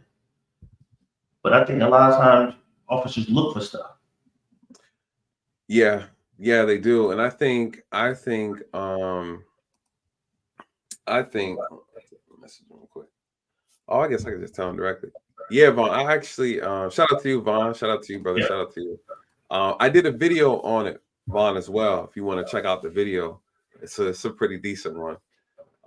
With the Tyreek Hill. Yeah, both of them were wrong. Both of them were out of line. Ego right now is dominating law enforcement right now. Yep. They have drunk the Kool-Aid of it's us against them, and whatever I say go. And I deal with it personally when, like, look, I've been doing this a hell of a lot longer than you. You first out there, how you talking to me reckless? How you talking to me crazy? Yeah. And then when you see me, and I'm in your face, like, what's up? Now you want to be cordial because you're in my house. You're in my house. Right. You know what I'm saying? And you know, what time? Oh, you want to watch? Oh, hell yeah. Tell him, Dre, you bring him in on a Friday. Right before, bring him in on his off day. Sheesh. Yeah. It's coming at 8:30 in the morning. She did it till like 5:30. You know, but I can't say that I've ever done that before because I got a good relationship with someone. But it has been done. But the thing is, like, the science, unfortunately, because of so many different incidents going on in the world, you know, you have a lot of officers, good officers, either leaving for private sector, making, you know, well over six figures. Six figures, yeah, and yeah. Like myself leaving and coming over to the DA's office, you are stuck with a vast amount of attrition where the knowledge is not being passed down. And these young officers are trying to figure it as they go. But when you are, where the departments are failing at is, if I've only been on the road by myself patrolling for a year, I should not be eligible to be an FTO, a field training officer. I shouldn't be eligible to take a CID test, which is criminal investigation test, to be a detective. 5 years, unless you work in a high crime area and you handle multiple cases, which is how I got up there so fast because I worked South Peterson. You know, Right. and which is like dog years. 1 year is the equivalent to 7 years because you any call you could think of, you're getting in one day, one watch, one shift. So that's easy to pick because you have experience. There was cats in our academy class that never packaged dope before. Was calling me up like, "Hey, how do you package dope? I see you like a pound. How do you do it? What do you do?" You know, I'm like, well, how do you not know? Well, we don't deal with this over here. I dealt with it every day. So there is an attrition in reference to knowledge that's being passed down. And the way we try to fix it, like, look, here's my number. Before you make a decision, not saying that you are inept at making decisions, but if you're conflicted and you don't know, you're not getting the right answer, call me. Because at the end of the day, the case is coming to me. Yeah. Or it's coming to somebody in my office. Call me. And I'll even wake up one of the attorneys so you can speak to them so you have an understanding of what you should do. But that communication isn't there because everybody, that badge is like this big. You know? Right. I'm like, look, you have a very important job, but it's not who you are. Right. You know? Right. So, and that's what it is. I think if the citizens understood that for every 20 officers, I'm being around them, 20 officers on a watch, 5 of them are worth a shit. 5. True. You know, and well, quick, just to even talk about Vaughn, Tyreek Hill. I mean, he escalated the situation, but you had an officer that was on, and nobody corralled him, nobody got him under control, nobody got him. But for me, like, I really don't care who the hell you are. You know what I'm saying? But you have to laugh at folks like that because the way I look at it, he's driving a Lamborghini, you're on a motorcycle. Well, you know what I'm saying? He already thinks he's better than you, but he don't know you. So don't take that shit personal. You can't take it personal. Right. Yeah, you can't. You know, I knock on a window. Hey, don't knock on my car like that. On my window, like, well, keep it down. Let me get your license. Well, game, you know, oh, bro, if you roll down your window, I might have known who you were, and I might have gave you a warning. But you might be an asshole. You're gonna be late to the game. Yeah, you're gonna be late. That's how we do it. But I'm not gonna drag you out the car, put you on the ground and handcuff because listen, I think Nathan, you said it before, but any department that has unions, you're gonna get the bullshit. You're gonna get the bullshit. Yep. There's nothing that, I mean, it's a traffic stop for speeding. Not, you know what I'm saying? And you toss him on the ground and if you had hurt him, the lawsuit would have been crazy. Like, you've been cleaning his foot. And crazy. Right. It's like, is the juice worth the squeeze? No. And he's owned by the NFL, man. It's like you can't you mess up his hand, his ankle. Man, please. That's a nightmare. They're out of line. They're out of line. A lot of people don't understand that. Some people are you not supposed to negotiate? You don't negotiate, but you have to, your actions have to be reasonable and they have to match the scenario. And you have to have good judgment as an officer. You know, all they have to do is just be a little more patient that would make them look way more better, and it would make him look like an idiot, like how he was looking. You know, I asked him 3 times, I asked him 5 times. There was no pressure because he wasn't a threat. You know, unfortunately, people don't realize in this job, you're supposed to make adjustments as things present themselves. You can't assume. You have to be able to articulate. Okay, he kept reaching in between the seat. He kept doing this. That's why I asked him to get out the car. He wanted to roll the window up, so I told him to exit the car so I could see him because it was too dark inside the vehicle. So he's gonna have to stand up outside the car. You know, I'll give you an option: either roll the window down or get out the car. That's what I would have told him, because I need to see what you're doing and I can't see inside the vehicle. So for my safety, here are your options, sir. You can either keep the window down or you can step outside the car, whatever you feel more comfortable with. And all this is recorded, so they're seeing that. So now if you want to continue, I gave you 2 options and you chose neither. Now you look like the asshole.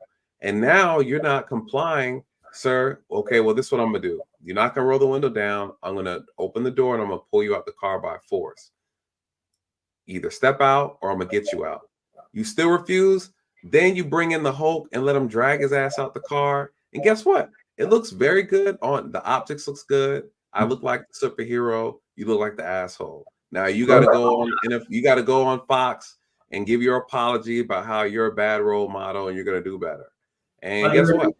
I get my laughs. You're going to donate money to the police department. You're going to show up to all the kids' functions now at the police event to try to fix your damn image, because that's what y'all do. So, you know, that's how you fix that, you know. But this comment right here, though, and all of y'all says, if he told Sonya, I'll shoot you in the face, then does it? Is that premeditated? No. After the threat. That was after she had made the comment. So not necessarily premeditated. It was in reference to a response. It wasn't the correct response to say. You know what I'm saying? But he's an idiot. He's an idiot. I can't believe he said that. And he did say it. He did say that. Premeditated is walking into that house with a firm ideal that this is what you're gonna do. Right. So he can't get explain it again. Explain it again, Dre. Premeditated is walking like you have forethought. This is what you're gonna do. This is what you wanted to do before you even got there. You're walking into this house, into this home with the sole purpose of shooting them. Mm-hmm. So that's where. So for here in Georgia, we have 2 types of murder. You have felony murder and malice murder. Malice murder is forethought. That's your premeditated. So if you know you going to buy some dope and you're in your mind, I'm gonna rob this dude and shoot him, and he happens to die, you're gonna get malice murder because you have forethought. So he can't get premeditated because it wasn't a forethought. His comment was based on a response to her. So he took what her comment as a threat and he responded with, I'll shoot you in the face. So he won't get premeditated because that could be argued all day that, hey, that was a defensive response based upon what was said to me. So basically, Dr. Y'all, it's like there's a difference between a reaction and a planned action, you know. And so even though he exercised poor judgment in analyzing a threat, he can still lean on the fact that he felt threatened, even though he shouldn't have felt threatened. That's what's also dangerous about police work, is that it's based on what the officer perceives. Correct. But it's supposed to be based off of what a reasonable officer would do as well. Right. So the good officer doctrine, if you pose this scenario to a bunch of officers and they come up with the same outcome, then 9 times 10 you're good. But if they say, shit, no, I'm not doing that, then you know you haven't done that. Oh well, you know, so you got so well, you should have love. So that's why I always tell folks, like, look, when you heated, when you get in your emotions, watch what you say, because what you remember, I mean, it's your Miranda. Anything you say can will be used against you in the court of law. Mm-hmm. So if you say, I mean, you could be mad, you could think you won a situation and start cursing the officer out. If more than one person heard you cursing this person out, you can get arrested for disorderly conduct. Like, like win. If you won, shut the fuck up and take your W home so you can brag like, yo, I done told this punk officer that he ain't this, and this. Yeah. But you're free. You're free. A lot of times, officers gonna bait you when they see that you're emotional. They're gonna sit down and make little comments like, talk about your shoes, like how you gonna talk about my job and you got dirty shoes, and now here you go, you're in an argument. Now you're going back and forth, and all he's waiting for you is to cuss him out. Because you could call me whatever you want, just don't put your hands on me. There you go. This is a good question right here. Dre, this would be a good one for Dre to answer. He handles this stuff all the time. How do you prove premeditated murder? That's pretty easy. Or probably that's a loaded question, but tell just kind of how I compare a case for premeditated. So there are a bunch of factors to get premeditated, right? So you got to have evidence to prove it. Text messages. Hey, if he come in here drunk again, I'm gonna shoot him. If I look in his phone and find out that he's still talking to this chick I told him to, I'm fucking cut his throat, I'm slit his throat. And this is how I'm gonna do it. And you plan it. Well, we supposed to go out on such and such a day, and if he act funny, I know he's with it. And, but a lot of times what it is it's a crime of passion. So you might get voluntary manslaughter if they're intimate partners.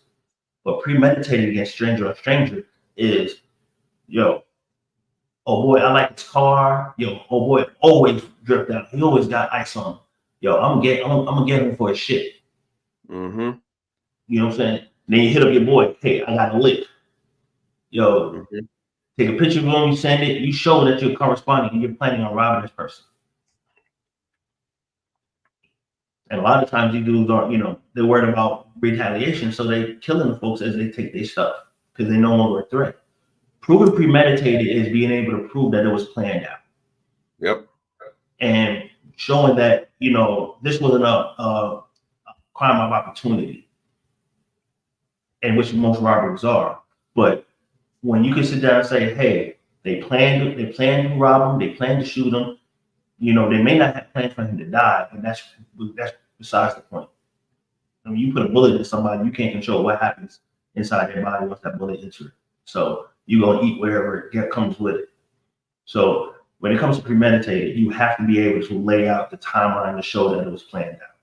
And usually there's always a digital footprint saying that, hey, this is what I did and this is what I'm going to do. But when you're dealing with like intimate partners, husband, wife, boyfriend, girlfriend, and he walks in or she walks in and see him or her clapping cheeks with somebody else, and then they stab or whatever, so have you, you don't get voluntary manslaughter. But that's a lesser inclusion. You're always going to charge the higher, and 9 times 10, based on the evidence, what you have, you let them plead down to what you already know you have evidence to prove. Save time and money. Only 4% of the cases that come before court actually go to trial. That's true. Speaking of trial. Oh yeah, congratulations. Thank you. You saved us a whole lot of money, son. Yeah, I know you ain't happy. Yeah, it's like I had a brief conversation with them about it. But yeah, I'm trying to take it one day at a time. I just want to close out this chapter, man, so I can kind of just, right. You know how that goes. I mean, you get the closure. May not be the sentence that you wanted, and it's been prolonged for so long. As long as it's gone, I knew he didn't want to go to trial on it because it's made the news. Right. So, and then you also got to look at the judge. We can give an offer all you want. The judge has to accept the offer. I know. That's another thing. People be, when I have these conversations with my folks and they talk about how they swear. Now there's sentencing disparities amongst blacks versus whites. This is true. But we get a lot of grace in the courtroom. Black folks get a lot of grace. A lot of these reoffenders, judges let them back out, and we get a lot of that. And I think I've seen so many cases where these guys get third chances, fourth chances, fifth chances. And a lot of times they commit the most violent offense while they're on probation, out on bond already. Well, not my cases. My cases, like I'm going to trial on my cases because every one of my defendants looking at life without parole. Yeah, yeah. And you figure if you want to plead, they're gonna plead to life where they just gotta do 30 years. But if you're 50 or 60 years old, that's still life. You know what I'm saying? Still life. Yeah. So with my cases, it's almost guaranteed. Like I deal with. Yeah, but you're right. I deal with some with stuff. heavy cases though. You're dealing with ags and murder cases. So I deal with violence, DV homicide, sexual assault homicides, DV cases, sexual assault cases. That's what I do. So I pretty much advocate for men and women. Men who might be falsely accused of SA, and women and straight up who. And I just see the pattern. I see like, damn, dude, why? Is it necessary? Like you're guilty of this. But then you get the ones like, hold on now, this is not adding up. Like, this is BS. Like, no, we're not moving forward on it. And it's pretty evident when we call you and say, hey, we're not gonna move forward. Like you won't even answer the phone, or you hang up on us once you hear who we are. Because you don't want to get for it because you know you lied on this dude. Yep. You know? So but it's a lot going on. I can dispel the myth that domestic violence is primarily amongst men on women. It's a lot more women on women. Men on men. No, not as much as women on women. The men on men is just like, I mean, it's egregious, but women on women is just they beat each other up like they dudes. Yeah. And now they shooting each other.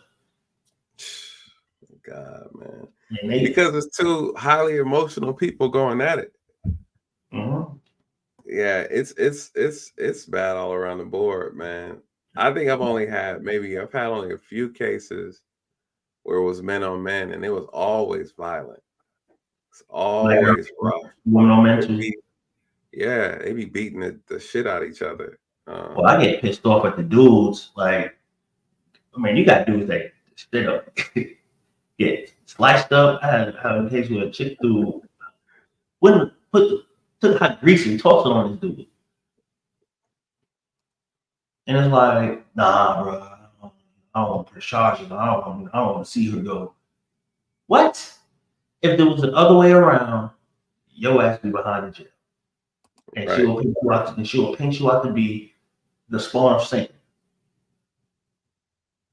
Like you gotta hold these folks accountable, because if it's not you, she's going to take somebody else's life. And you had an opportunity to make sure she sat down somewhere and thought about, getting her emotions checked, and getting some therapy. Because there's a lot of mentally ill women running around this, saying that this may be looking good, got a nice body, but they ain't right in the head. They've been done dirty by some dude and they ain't never recovered. And they a nightmare. Damaged goods. Fine. See you in jail. Yeah. And they stack. Like when they walk the ground, they shake it. They be bad. They be bad. And bad for you. Yes. They be bad and bad for you. Well, never trust a big button to smile. That girl is poison. That kind of, it's funny too, because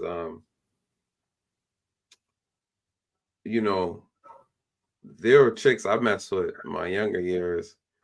Didn't realize these chicks were witches, man. It's funny how as we get older, we start thinking about looking back at some of these things. You don't really realize how prevalent a lot of this stuff is. But these folks will put stuff on you. I was looking at the case out in Ohio about what's going on with the migrants. And I was looking at some incidents, doing research to see what incidents happen out there.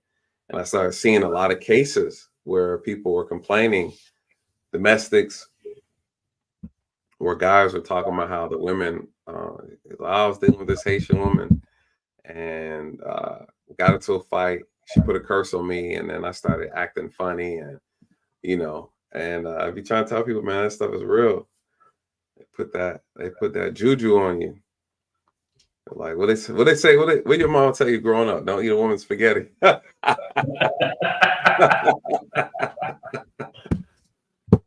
We've been learning about it all our life and didn't really realize it. Don't eat a woman's spaghetti, boy. So, nope. They put that root on you. They put right. You can't eat everybody. Don't eat a woman's spaghetti. Nope. None of y'all, you heard of that before? Y'all heard, who know about the spaghetti? I bet the men know. Who know about the spaghetti? That might be an island thing, man. Yeah, that might be an island thing. Yeah, you're not supposed to eat a woman's spaghetti. We ain't gonna hold you up too much long. I just had to hop in real quick, but hey, I will tell you. Appreciate it, bro. No doubt, bro. Hey, it's good to have you back. But I will tell you this: there is really a lot going on, and a lot of folks made light of when Nathan was saying, comply to survive. Right? Mm-hmm. It's way deeper than what it is, because you don't want to take that crap shoot and you get a bad officer. You don't want to get somebody's ego tripping. The name of the game is to make it home safe. Just because I carry a gun in a badge don't mean that I got autonomy. Like when I leave outside the Atlanta metro area, you better believe 10 and 2. You know what I'm saying? And I'm doing what I'm supposed to do. Because some of these other jurisdictions, these smallest agencies don't care. They don't like the big city law enforcement officers, because one, they make more money, two, they have more resources, and there's a little jealousy there. They don't have to call volume, they don't have to crime, so any crime they get is always going to be grandiose. So how do they get their revenue? Pulling your ass over inside the road and making you sit for 2 hours over some bullshit. Yep. So you just have to understand where you're at and where you live, and stop telling folks you know your rights when you don't know your rights.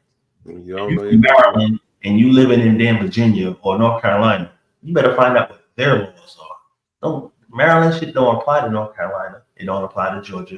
It don't apply to Mississippi. Find out the laws of where you live at. Yep. So you understand what these officers can and cannot do. And do not start an argument. Like if you didn't think you didn't do something wrong, get your ticket and fight it in court.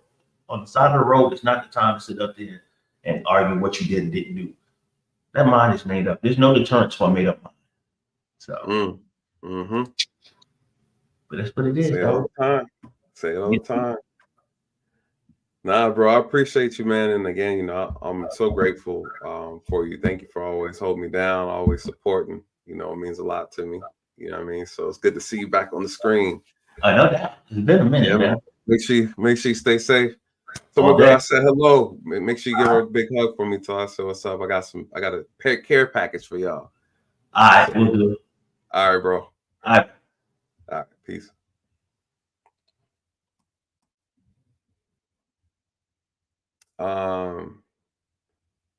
It's big homie Dre. The name of your friend. We got to do a little prayer for them. They got that. Someone put that juju on them. I have to call the prayer squad. Make sure they right, man. If you want, you can drop the name, man. I'll make sure I do a good little prayer for them. I got some folks who can handle that. Got some folks who can handle that. That stuff is no joke, man. Name is Johnny. All right. Yeah, we have to definitely pray for Johnny. That stuff is no joke. So what happened to the YouTuber?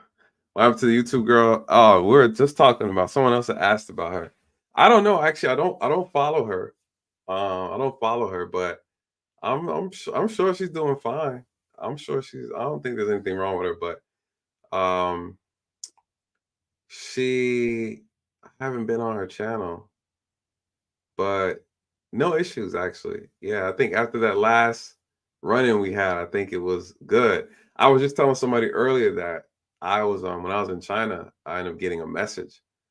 People still go into that video that I did of her and they comment and they're like, "Oh man, you were spot on about her. Like she's this, she's that." You know, my thing is, you know, I make content that anytime I make a video, I always try to make something that's gonna last, that has value. You know, like I don't just get on here just to just talk shit, make a bunch of foolishness. Like I always want something that can be left behind and used for the future. That's kind of how I look at it. And so I worked really hard on that video, really took my time and put that together. So, you know, she left me alone. I think that's pretty much dead and over. But I was always just responding to the things that she said. Never really did much but responded. And she just always seemed to kind of keep my name all through her thoughts. And I think it bruised her really bad. And so every time something would come up, she'd bring me up in the mix. And I just be like, man, leave me alone. Leave me alone before you get your feelings hurt. But I tried to squash it, and she wasn't having it. You know, bless her heart. You know what I mean? But I'm sure she's doing fine though. She has a good following. She got a good support team over there.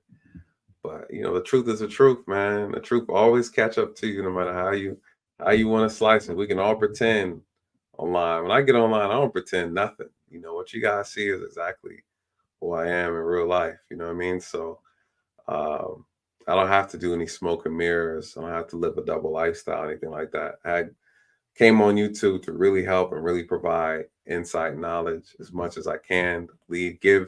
Give something to people because I could no longer do the profession. So I hated the idea of sitting on all this knowledge that I had, that I kind of amassed throughout the years, and couldn't do much with it after that. So that's kind of what really catapulted me to want to do YouTube. I felt like I was doing community events, and community events, talking to kids and doing things like that. But I just felt so limited because I was like, man, I'm only having an impact here in Georgia, hell, in Atlanta or in Stone Mountain, you know what I mean? And in such a small area. And I was like, well, at least someone put me on, actually told me about YouTube. I had no idea or interest to do it. Someone was like, nah, you can have a better outreach on YouTube. So instead of just talking to 30 kids here, 100 kids here, you know, every so often, or this community here, this neighborhood here, man, you could talk to everybody online. You can get that message out to everybody. And that's what inspired me to get on here and do it. I realized it's not easy. It's not as easy as it looks. And then there's a lot of resentment and pushback. And I've gotten so much pushback and hatred from the people I've been trying to help. It's crazy. And then I wanted to probably quit like 3 times, actually. Yeah, I was thinking about quitting like 3 smooth times. But but then people come back and be like, nah. And then I get emails from people about how much my content has helped. I get people reach out to me about the advice that I give them about their case. And so it's different. It feels good. I just enjoy helping people. It's just like a real natural instinctive thing with me. So that's where I feel most fulfilled, when I can be of value to other people, you know. So yep. And YouTube was difficult starting off because I'm not used to being in front of a camera and things like that. It took a while to get used to that. The videos, if you look at some of my first videos, cringe. Cringe worthy, but we've come a long way, man. Come a long way. And then I took this little hiatus. And then I felt so guilty because the time just went by so quick, y'all. Time just kept moving. I was like, all right, next month I'm gonna sit down and do something. I was like, I'm a live stream over here in this country. And I was like, Then stuff kept happening, and then I'm listening, and then it just like, yeah, that's true. The devil always try to stop you. That's so true. That's so true. Yeah, people are real immature, man. It's sad, to be honest. It's scary. It's actually real scary to see how kind of brainwashed, you know, a lot of us are, you know what I mean? So we're gonna leave right at the 4-hour mark. I swear I told myself I was gonna do 2 hours, but you know, it's cool. It's good. had me get back into the move. Listen, thank you guys so much. Everybody who supported tonight. So grateful, so blessed. Thank you so much. Thank you so much for sticking with me, even when I left y'all for so long. Y'all knew I was coming back. Y'all knew it. You know I was gonna leave y'all. But I'm so grateful and I appreciate it. Yeah, I appreciate it. So, we're gonna keep rolling as the stuff start coming through. We're gonna do our reactions and our responses to it, and we're gonna have a good time. Thank you guys so much for just holding me down and sticking with me and through this process. I'm truly, truly, truly grateful. So, got the new look, trying to switch it up a little bit. I'm still getting used to it, but it's been so hot, man. I couldn't rock the beard no more. It was too much. It was too much killing me. And then I was traveling, and folks look at you sideways, and you just look a little out of place. I was like, let me clean up a little bit before I get pulled off to the side. So anyways, you guys have an amazing E-Black. What's good, homie? What's good? That's the homie right here. Shout out to you, bro. I'm jumping on your channel, bro. I'm gonna jump over there because we gotta catch up.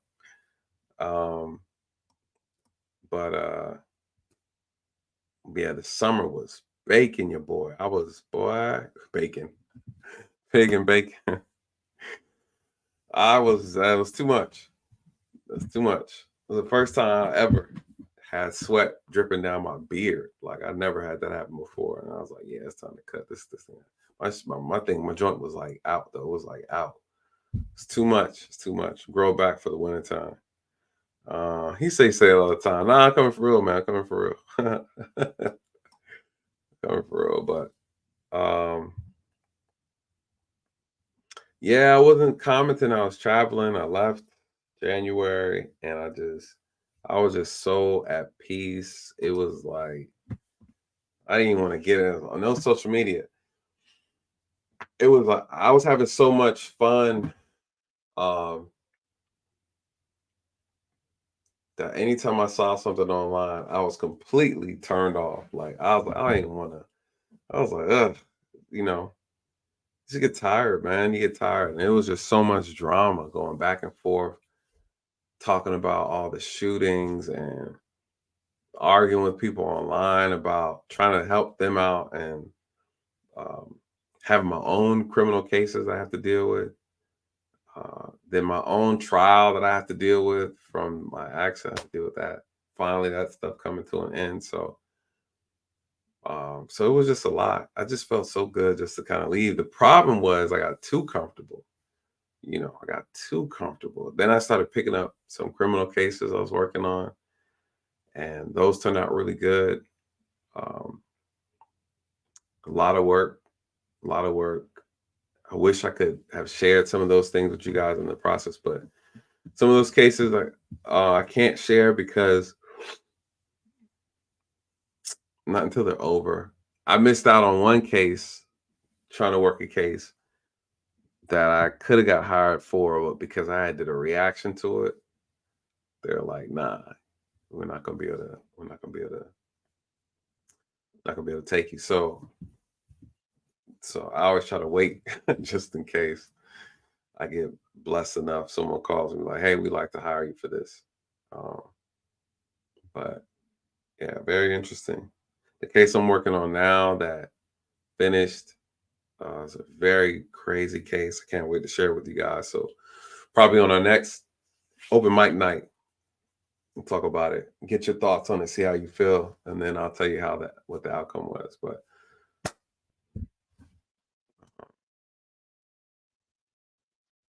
yeah. All right, y'all. Listen, shout out to those who supported tonight's stream. Thank you, Vic. Thank you so much. Anthony hit us back-to-back. Daughter, y'all. Thank you, Vic, joining the team. Appreciate you, daughter, y'all, hitting us again. So blessed. Again, thank you guys so much. Thank you to all my members. Thank you to my moderators. I'm about to put y'all back to work. Shout out to Dre, always dropping knowledge on the stream, giving his wisdom. He's such a wealth of knowledge, you guys. Good friend, always holding me down. And couldn't ask for a better friend. All right, y'all. So we out of here. So let's stay tuned. If you haven't checked some of the recent videos that I uploaded, check them out. Let me get your thoughts on them. Comment section is going wild on some of them. But, you know, that's good. That's good. It's all for discussion. So like, comment, share, and subscribe. And with that, you guys, let these truths find you where the lies have left you. Good night and God bless.